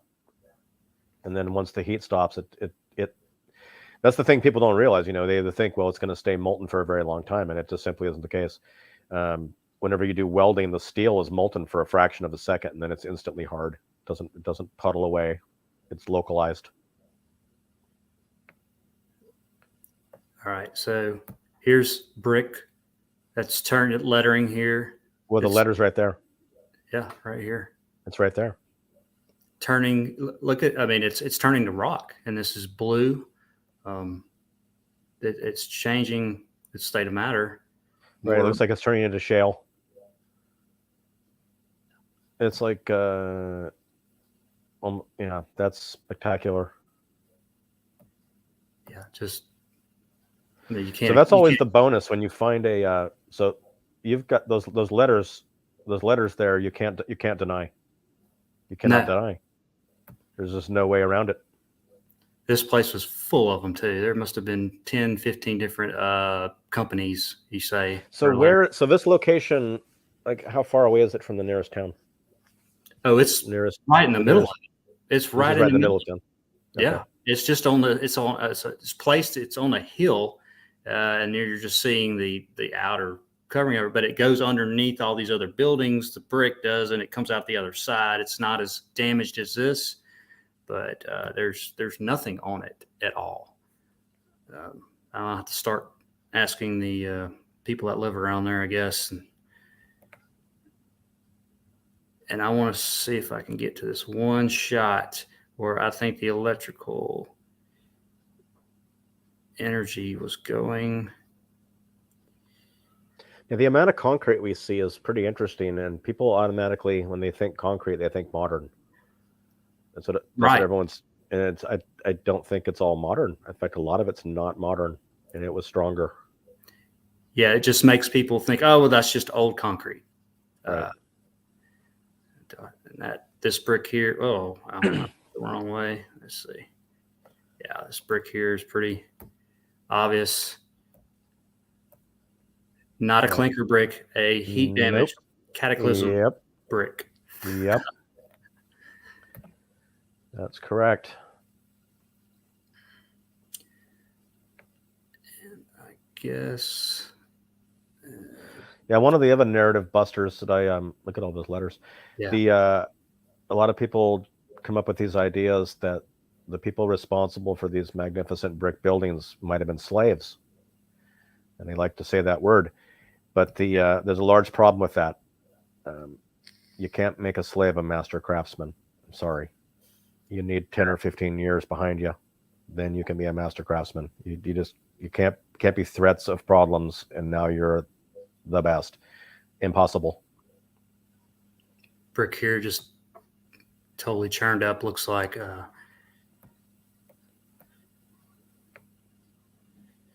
well, I can't find that actual spot. There's one there that's got the expansion again, the bubbles. Yeah, this was right. Yeah, right there. This is just all seared into the structure, just coming out. But yeah, all the bubbles, the heating, just incredible. So let's get out of here. Show one more thing. Where did I do with it? Oh, yeah. Oh, I do want to show this. Leanne showed this the other. I saw that. Put this out. I watched here those lines under that underneath that bridge. Yeah, and that just, to me, it's brick lines. Right. It's very interesting. Now, what I'm seeing here is that the mortar's been added after the fact. Whatever this is, it's not the original mortar. Okay.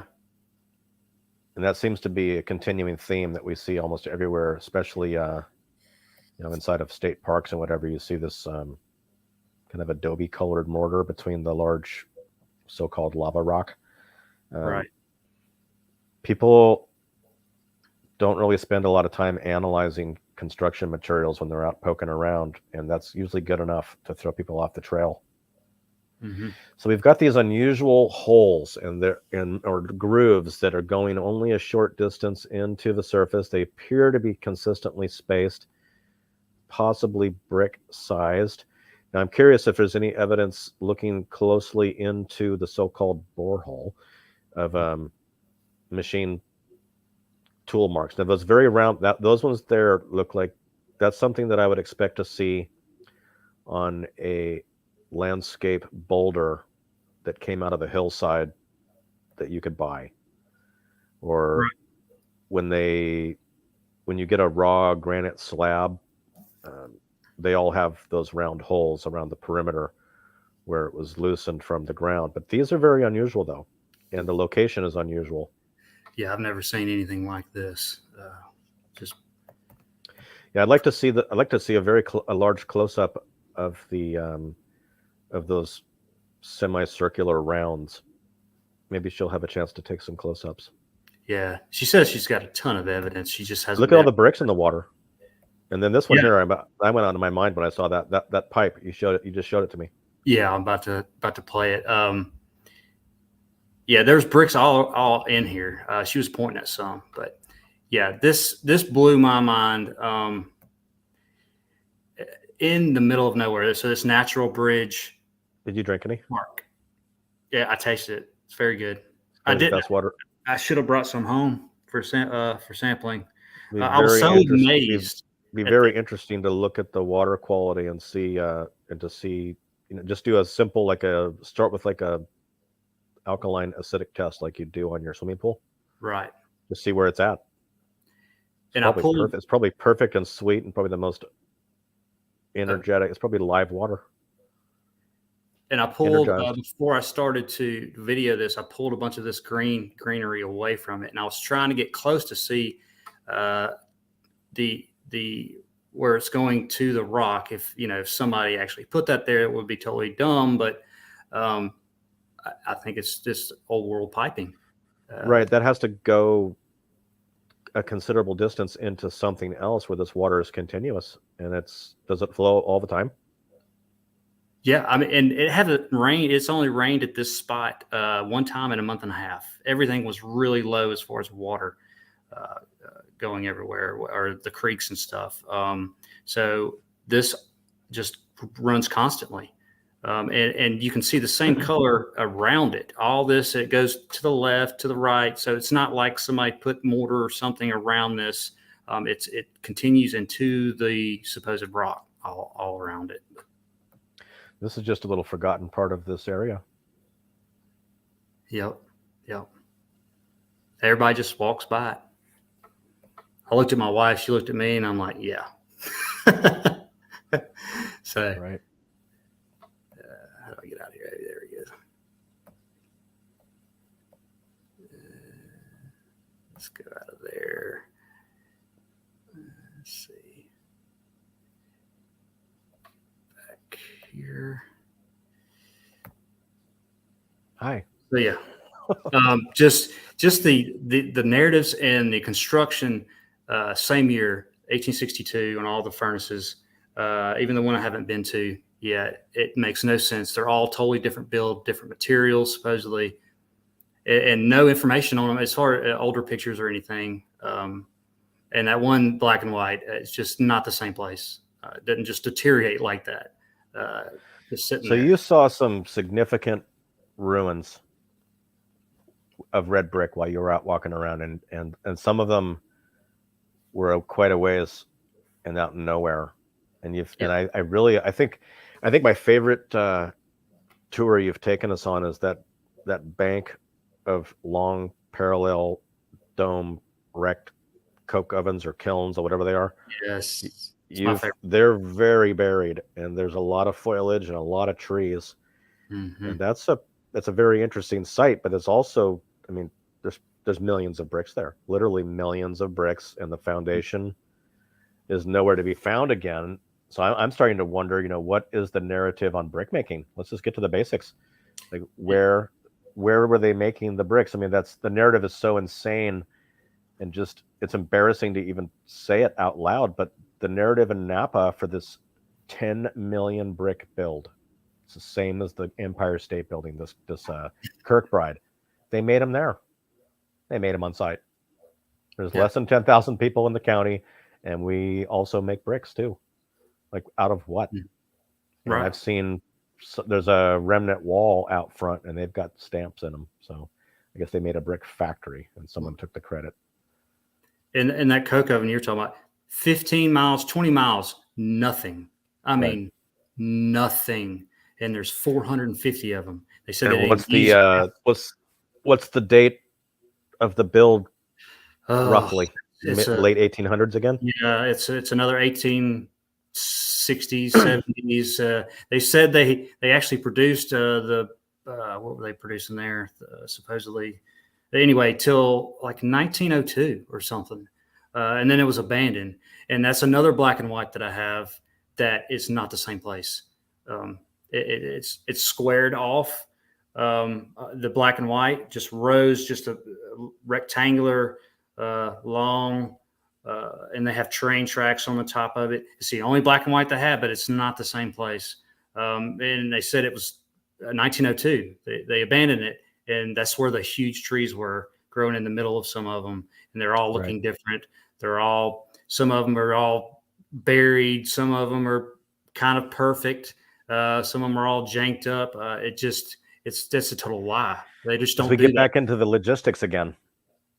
These bricks had to have been made, which involves mining again. And the mortar, people forget about the mortar. I think it makes up somewhere along the lines of about 20% of the structure is mortar, somewhere around that number. And so when you think about, getting the sand, it has to be screened, getting the cement, making the lime, whatever they were doing, and then literally transporting it. I mean, I've never unloaded a truck bed full of bricks out by hand before. It's always been, materials have been palletized, and they weren't palletizing back then. And a pallet of bricks is north of 2,500 pounds. There's about 500 bricks on there. And you've been showing us multi-million brick builds, and these guys were hand loading into the wagon and then offloading them by hand somewhere. It's just incredible. Today, I went by a modern construction site recently, and they actually they have when the project's big and it involves concrete, they build what's called a temporary batch plant. So they actually make a cement plant, a small one, on site, so they don't have to just have trucks and materials continually coming with ready mixed cement. They make it as needed, and they can adjust the recipe. But they have to keep the cement dry. You have to. You cannot let the moisture. So today's equipment are these large steel cylinders with a funnel underneath, which are completely isolated. It's like a tank, chemical tank, and you can't have that hardening. So these guys here are cowboys, and they're out in the middle of nowhere, and they've got mountains of bricks, and there's no shortage of them, and they make cement, which they can keep dry. And then they've got guys mixing it. I mean, what are they mixing it by hand? Are they digging a hole and mixing it with a stick? They don't have electric paddles, and they don't have rotating cylinders. I mean, we can bring out your steam mixer, so you can, it's completely wild. And then anyone that's done mortar work knows that 5 gallons of mortar in a pail, first of all, is almost impossible to carry without another one in the other hand. And before you know it, you've got 80 pounds in each hand, and you're walking up scaffolding, or these hod carriers. Have you seen the old style mortar hod? So it's like a wooden box with only 3 sides with a stick on it, and you rest it up on your shoulder. It's like a giant loaf pan, and so you're able to get loaded on, and it's super heavy, and you're supposed to climb indefinite amounts of scaffolding, and then when you get up there, you dump it onto the guy's work spot, and you're a hod carrier. So you're plaster or mortar. You're the lumper, and so you are learning how to pack large amounts of heavy heavy things. So, these tiny populations, there's never enough skilled labor because there's too many. It goes in all directions. Before you know it, you've got everything going in every direction. You've got tunnel digging, you've got bridge building, you've got city building infrastructure, underground brick line tunnels, you've got mansions, electric streetcar systems. And where were the power plants, by the way? It's pretty interesting when you look around. Where were they? We've got aerial masts, but and nobody's talking about the power plants to run these 1800s streetcars. Napa had them all abandoned. And all these sites that I've been to in the middle of nowhere, I mean, even now, there's hardly any population. I mean, it might be 10,000 or, Right. 8,000. So what was it back then? Even if you had the steam trains and engines and stuff, bringing the materials or whatever, there's no evidence Think of about it how long it would take you to unload a boxcar of bricks by hand. by hand. Yeah. Right.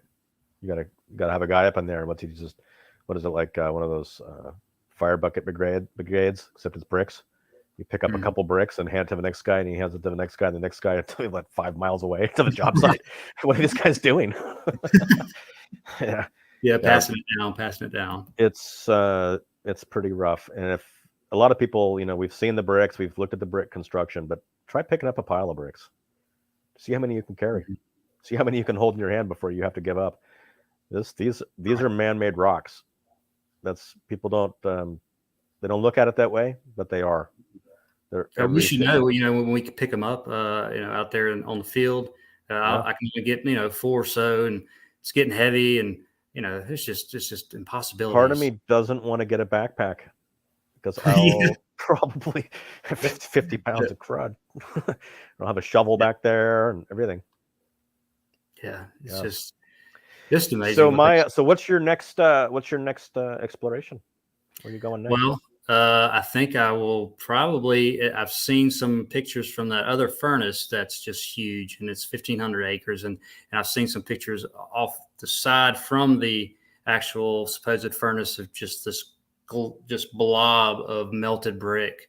It said it was another structure, and it's just flowing. So I've got to go there. It's a really popular spot because it's a lot of camping and stuff, so I'm going to have to go during the middle of the week. But I want to go there in January. I'm definitely going back to the coke ovens, where all the 2 times I've been there, it's been terrible, bugs, foliage. So I'm going to go deep into winter there.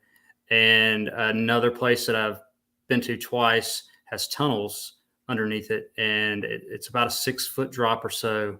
But I'm going to go back. It's a Shelby Ironworks Park, and the whole place. I've got a couple videos on it, but they have tunnels that connect what looks like cement. It's 1842, all built same time period.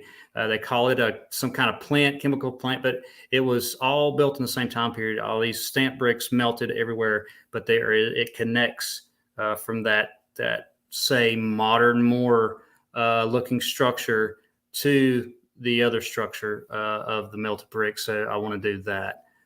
So I guess I got a lot on my plate, and there's a lot of other places to do. I've got a new project. I want to learn how to reliably date cement or mortar from when it was mixed, because one thing people don't realize about mortar, so it is a chemical process, and there are specific ingredients which react to water, natural conditions. Also, there's additives that can be used to strengthen and accelerate the cure. Most cement and mortar is not considered structurally cured until after 28 days. So whenever they pour someone's home foundation, they leave and they come back later. So I'm curious if there's a way to rough estimate when the catalytic process, the hardening, occurred. I don't want to date the sand. I don't want to do that. I just want to know when the water was added, when it was added. So I have lots of things here that I can mix and compare, But because the cure of the material is ongoing, and it's said that cement gets harder indefinitely. The oldest cements in the world are way harder. They've got potentially thousands of years of curing ahead of what I might mix today. So if there's a way to possibly compress the mortar and compare it to other mortar, it would probably take a hydraulic press with some sort of a meter to determine how many pounds of pressure are being applied until it crushes. But I'm thinking the older the mortar, the more pressure it will take before pulverizing. So if I mixed up a bit of grout today and put it under the press tomorrow, I could probably stomp it with my boot and crush it. Whereas in a month, it'll be pretty hard. But years from now, so I'm wondering if for example, the mortar in your background screen, you pull some of those bricks out of there, are they super hard? They're probably real old. So it'd be interesting. That's one thing, we hear the stories, we see the pictures, whatever. But if you take a sample of the mortar and analyze it, there might be something to that. So I'm looking at that. Trying to think what else I've got on the burner. I want to go back to the Sutro Heights. I'm going to go on top. I do want to take an inside. I want to take an inside tour of Fort Point. They actually do have indoor tours that are led by a park ranger or something. Then there's another area that a lot of people don't know about, and that's called the Marin Headlands, and that is the other side of the Golden Gate Bridge in Marin County. And that entire hillside, all around the entire hillside, miles in all directions, are every military era installation of fortresses and batteries and tunnels and concrete and everything. And it's the entire area can be explored, but a lot of it's blocked off. Then the other one is I'm really excited about these eucalyptus trees because they're so massive and they're not from here. So if there's 400-year-old trees planted in an area that was founded 200 years ago, so who came and planted them in straight lines that go for miles and miles, straight lines, geometric shapes. So that leads me to the El Camino Real, which is where they're all planted. So they go from Sonoma to Guatemala. Oh, is that all? That's it. Right. So I think I'm uncovering the legend of Johnny Eucalyptus Seed. He apparently and just loved them for windbreaks, which aren't useful till your great grandchildren are alive because they take that long to grow. So I'm looking at the El Camino Real, but the most noteworthy point, which I have never heard anyone mention this, and it's only from mapping. So the typical El Camino Real that most people know of goes from San Diego to Sonoma, and the Sonoma Square is about 10 miles from my house. So I've been up there many times, but there's a large problem with the map. The oldest maps do not show a way to cross the Golden Gate Strait, which is where the map goes. So if you had your El Camino Real map and you were really interested in, checking out a mission, and it's the 1800s, and you're like, I'm going to go, you're going to come to San Francisco and you can't cross. It's over 1.5 miles. It's treacherous waters, ridiculous tides. There's no ferry service. There's no bridge. And when you look at the map of California, it's a mess at that time. There's almost no bridges. There's waterways and openings. There's really no direct route. So you follow the map and you find out you can't get through. So then what do you do? So to me, the obvious answer is the sea level was lower, which would allow them to build that seawall, which is the foundations below sea level. Or there was a land bridge and it wasn't a strait. And that would lead us to some questions about the lesser known flood of California, 1862, where 300 miles of inland agricultural land formed a temporary inland sea, 30 feet deep in some places for months. Amazing. But the problem is that water would naturally flow through the Sacramento River and out the bay. There was no way to keep the water in the inland sea unless it couldn't flow out of the bay. So that's got me thinking. Then there was a clue at the Palace of Fine Arts. There's these bronze inlaid medallions underneath the dome, and it's a picture. These are spectacular medallions, and what it shows is a Titan who would be, bigger than the Golden Gate Bridge, and he is opening up the Golden Gate, and ships are coming through, and there's established buildings and constructions in the distance, very similar to the Great Seal of California, which is similar. So I don't know what happened, but if you just simply the El Camino Real route makes zero sense, because anything past San Francisco, so you've got Marin, San Rafael, and then you pass up near the lower part of Sonoma, and then you find your way to Sonoma.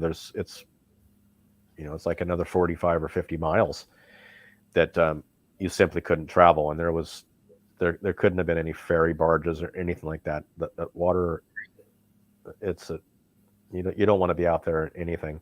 It's trouble, big trouble. So I've got, that's occupying my time, which is, there's a lot of other things I could be thinking about that I hate, and this is better. Got to go boots. Boots is better. Boots better. Boots is better. That's right. Absolutely. Right. Man, it just, I don't know. It's just so. Have you got any waders yet? Have you got any waders? Even waders yet? I have, actually, because I have a I've creek, got and I did use some knee boots, but I need to go. Yeah, I'm limited by the tide sometimes where I like to explore. But, yeah, very fascinating, and I think, man, we're having a great time. We're having a good time. Yes, I know. But what's the big question though? The big question: what are we going to do with this information now? Yeah. How do we show it to people? We want people to see it. We're not hiding it. No. And we're seeing truths. We don't want to hide that. So how do we make the next step? It's getting better, but it's not going as fast as it needs to. At least getting the information out there. I've been looking and trying to see other avenues of putting it out besides like social media or anything. Still looking, thinking. My wife just actually asked me, "What's next? What are you going to prove here, or what are you going to do there?" As far as, there's melted brick everywhere, and there's a cataclysm. So, but now what? And I get so wrapped up in doing the boots. But what's fun for me is I see one thing, and then it goes somewhere else, and it's more melted or a little bit less melted, which is proof again to me. We just got to look at just other people's boots and stuff, and then try to figure out where we go next.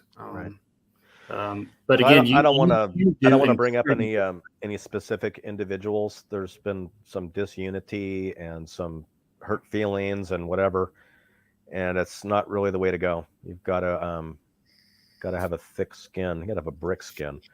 So you've got to be able to, if you want to talk, go for it. If you have an idea, fantastic. But we got to not insult each other and not shoot each other down. If somebody's presenting something and you can clearly see it's not right. I knew a guy, and he always used this phrase. Maybe it's a Texas phrase, but he would say, "I'm not going to pull your pants down in public." He's not going to do that. Right. And there's a lot of pants pulling going on right now, and it's humiliating and it's unnecessary. It's absolutely unnecessary. We've got to, if you're going to present the truth, you have another example you got to lead by too, and that's living correctly and treating people correctly. Right. Otherwise, you're a hypocrite. Nobody wants that. Nobody wants that. And when I first started, I would get a little irritated or mad, even say, but it's not worth it, and you're not going to accomplish anything like that. If somebody says something bad to you, me, whatever, online, just gotta ignore it. Just keep going and do what you do, and keep showing the melted brick evidence and other things with it, like you're doing, I'm doing, like everybody, all the boots on the ground, and everybody just presenting everything. So it's calmed down a lot, but there's still, like you said, a lot of back and forth and bickering sometimes. It just doesn't need to. Right. just not gonna accomplish anything. So Because you have to, I don't know what people's motives are, but doing this to make money, probably not a good endeavor. I hate to say it, I don't YouTube or whatever. I mean, you've got to be a superhero to pull off, and I don't even plan on monetizing. I'm not interested. I've got other things to do. yeah, me neither. I've mentioned this before, and I don't know if this is how you go, but I make these videos for myself first. Mm-hmm. So even if I didn't even have an audience, whatever. Yeah, that's why I started. I mean, I did want to start showing it and look what's around me, but it was really for me because I like watching them back and finding other things. I have found many my own videos. I saw things. I was showing you that footage of the bluff, and I saw stuff I hadn't even seen while we were watching it. Yeah. It was like, there's something else, Yeah. But I find that talking to people in person and showing and putting something in their hand that's undeniable. Like I was down at that brick bluff, and I'm like, hey, guess what?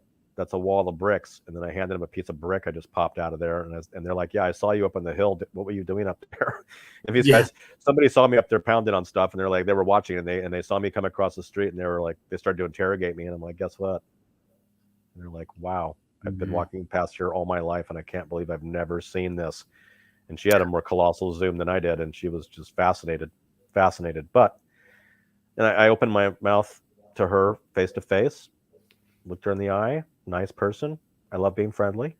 Make friends with anybody. Tolerate very little crap. Yeah. I tolerate very little crap. But I will be friends with everyone. And she was very friendly. And she is a San Francisco local and couldn't believe that is undeniable. Yeah. And It's like undeniable. you said, putting something in somebody's hand, I had somebody. Here's the brick. Here's the brick you just watched me break out. Yeah. Here it is. Yeah. Somebody asked me, so what are you talking about these melted buildings and stuff? And so I started to explain some stuff, and I was like, well, here, just hold that. What do you think about that? Yeah, and then just kind of look and like, then if they change the subject, they don't want to know.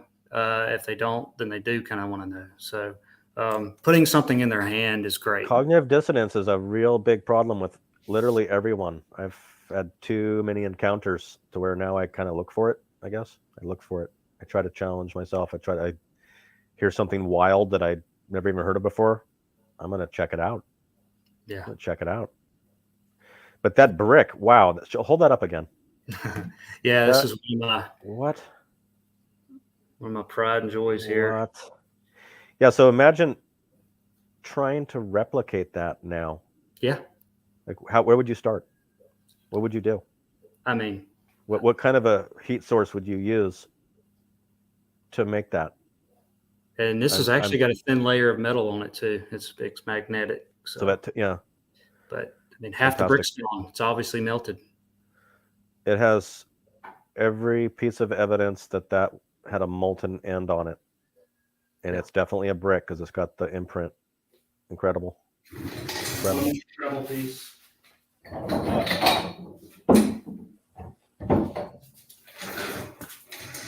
It's like brick show and tell right now. Yeah. Let's turn it here. This is all iron. I'm sorry. This is all iron here. Well, not all of it, but it's magnetic. It's metal stamp. There it is. So I've got this one I popped out of the wall at Sutro, and you can see that it still has some red. Yeah. But it does have what looks like it might be an R. Oops. Maybe an R. Oh yeah. It does. Yes. So this is the one, if you watch that video, I was whacking on a brick and it busted off, and I thought it went down the hill, but it got caught in a tree branch. Oh yeah. I just grabbed it. It was like a suspended in air. It should have been long gone, but that's the piece. So I'm gonna put that under the microscope too. The microscope is very useful. I gotta order one. They're very inexpensive, like a $30 USB. It plays like a webcam, very simple. But when you start to see especially when you compare bricks that aren't melted. So you start to look at the original unheated composition, or where I was able to apply massive heat localized briefly and then examine from the undamaged brick into the molten sector where it turns into yellow brick crystal under the microscope. So I don't have to go melting complete bricks, but I can actually see the transition. So I've got another project too. This like I don't have enough. So I want to lay out a piece of steel and weld right down the middle of it. But while I do, I want to dump sand on it. So I'll introduce sand into the plasma ball. Oh, it'd be nice. And then I'll see what that looks like. Or I'll drop maybe some salt. Or I've got samples from different beaches I've been visiting. I also might take a piece of brick and grind on it, collect the dust, dump that on the welder puddle, and then do some close-ups and see, well, does this sand look like? Or I take a piece of mortar. I don't even care. I'll unmixed grout, just dump it on the arc welder, right on the bead, and then examine it under the microscope. Yes. Will it look like? Will I find something that looks like your backdrop if I find the right mix? I think I will. Right. I think I have. It looks like glass and it's shiny. Yeah, that was an excellent idea too. Pretty good. That microscope. I can't wait to get one. I've been meaning to order one, but I haven't yet, so I might do that tonight. Polishing the material. So I do have some contractor tools. I can cut them in half, and I can polish them with diamond pads. That really shows the cross cut even better, and it eliminates the saw marks, and really makes for a nice sample to examine. So, well, I've got to roll out once again. I've got a date with my trombone. Heck yeah, music is calling. Blow on my trombone for a couple of hours straight. It's just going to be me and my trombone getting it on. Man, I really appreciate you coming by, man. We got to do this again. Absolutely. Yeah. I think we're going to find something, and it's just a matter of who's going to pick up the information, who's going to hear about it. There's a lot of people there's a lot of lurkers. Mm-hmm. There's lurkers. There's probably lurker bots. They got bots that lurk. If the right person picks up on it with, say, a lot of time, maybe a lot of money, and will, really investigate what we're all doing, that would be great. But who knows if that'll ever happen. But again, it might be someone, as you mentioned, who decides that, wait a minute, there's some junk on my property, and they go out there. Yeah. And then they've got their own little dig site. Yeah. You hear of these stories of people finding stuff under their houses, and plenty of these explorers. And I got, there's a handful of real high energy explorers, and I think my favorite is Brian Forrester. This guy's been to Machu Picchu like 60 times. I've been to the Sutro Cliffs twice. Okay. This guy's been to Machu Picchu. Yeah, how do you have that much time? This guy is climbing. It's like he doesn't see everything the way we do, and he spends his time differently, but it doesn't matter. He shows us the footage. Some people put the sound off, and that's fine. I enjoy what he says. I enjoy his point of view. He shows machine tool marks all the time, and granite is extremely hard, and I've worked with it plenty of times, and I've put a bull nose, a rounded polished edge on a piece of granite tile. It takes forever, and it's impossible to do it by hand and make it look fantastic. The only way to get those clean, really true machined outside details is with a machine. And here's the reason. Not all stone within the stone itself is the same hardness. So if you've got a piece of marble and it's got a vein through it, or if you've got a piece of granite and it's got a little discoloration or the other thing, your sanding equipment is going to react differently to the hard section than the soft section, and it ends up looking wavy, just because you end up grinding off the part you don't want to. When it goes through a machine, the machine doesn't even know. It just grinds. And it's wide and it's perfect. And that's what's being shown on the outside of all these structures. That's what's being shown on the outside of Fort Point. That's what's on the seawall. It's everywhere. It's machine work. It's machine work in an era where they didn't have electricity, according to what they're telling us, and the logistics were garbage. Yeah. You'd be lucky if you had a metal wagon wheel. Okay, you'd be lucky. No kidding. Right, and it's.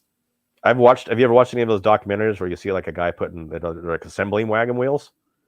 That's no small. Yeah. That's no small task. These guys have to light a fire, put the wagon wheel hoop in the fire, and then they have their wooden wheel ready. The fire expands the metal tire. It's actually a tire, and then they pound it on before it shrinks again, and then they quench it with water. And this is, think about the amount of hours to shape a wheel. Right. And these guys are like, yeah, not only do we have 1 million of them, they never break. They never break down. Our trains never break down. I mean, there should be like debris fields down every hill where, Jedediah dumped his load. This guy he hit a rock and everything went down the hillside, and it's way too hard to get back, but we don't find that. It's like you don't find the megalithic pyramid blocks in the Nile River either. Falling off rafts. It's like we got reed rafts, and if it's 100% delivery rate and fast. And I'm just tired of it. I'm really tired of the fake narrative, because it's just, that's my favorite thing, is just pointing out a lie. Yeah. That's what gets me, man. When I'm going out here and I'm looking up all the narratives and stuff, it's irritating. It's just like, man, and they're pumping that crap in schools. Who are all the buildings attributed to in your area? Do you have an epic legend of who were these guys? So these aren't the settlers.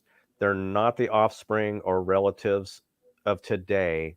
They're like a different people. Do you have an epic legend for your area? I got one for California. People, the audience, I bet. Put in the comments who were the epic builders of everything in California and the railroad. They apparently they can do everything, and they're masters.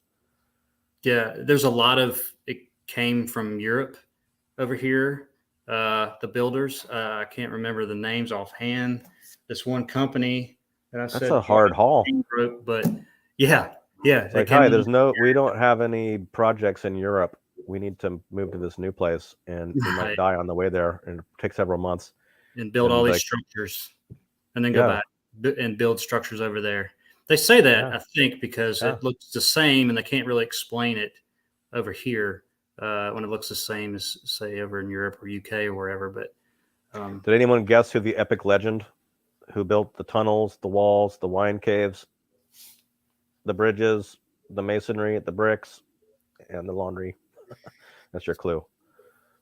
So the Chinese are given credit for everything. So there's thousands of miles of dry stacked walls that run from this area all the way through Central California. Thousands of miles. And no one really knows for sure who built them, but they always say, oh, the Chinese did that. Yeah. They did that. And there should be Chinese people everywhere then. There should be mostly Chinese people here. You'd need millions of people. Well, no one knows. Yeah. The Chinese. I did hear that the Chinese epic legend. We're trying to claim everything as far as they were the first people here and all that. So, but it's just funny that you say that. So in my area, wine country. So all the wine cave digging stopped during Prohibition. And so all of the wine caves that exist here are supposedly hand dug through the rock, pick and hammer. And I hate that story, because if you're a billionaire right now and you're like, I've got to have a wine cave, guys, it's 15 feet per day with machines. So like 1880. Right. Right. Exactly. Ridiculous. Yeah. Yes, but my theory on these caves, many have thought that they're the inside of a structure, inside of a building. People founded them. They yelled Eureka. They ran in. They got lots and lots of interesting things, and then they abandoned it. It's not yielding anymore. So I mean, these all these mine shafts that go into the most amazing locations. Apparently, they just knew right where to dig. Yeah. They dug it all out, and then they decided there's just nothing here for us. And that's the story. It's the same story over and over and over again, without exception. And the tunnels, like I wanted to say the wine cave and the wine caves. The reason I say that is because mine shafts are exactly the same dimensions. Coincidentally, same. You look at a wine cave that hasn't had the inside bricked or plastered. Yeah. Same thing. Like, prospectors were there. Mm-hmm. Well, let's go ahead and sign off on my part. I don't know if you're going to continue on, but I Go ahead and certainly, sign off too, man. I hope everyone had a great time. Got a lot of exciting explorations to do, and I invite everyone that watches my videos to please comment. I try to react with all of you. I take your comments seriously. If you haven't seen Kairos' channel, get on it. Watch it. Incredible boots on the ground. I just want to thank everybody for being here. Face Diaper, Natalie, everybody, Steph, Patty got in here a little bit. Just everybody that came in, I appreciate it. And thank you so much, Kairos, for hanging out. And we will do it again soon. Appreciate it, brother. Let's do that again, please. We'll catch up, and I thank you so much. You go ahead and log me out. Yep, I'm going to get out of here too, man. Great to see everybody. Good night. Meltology is the foundation towards truth. Much love, everybody. Night. Thank you.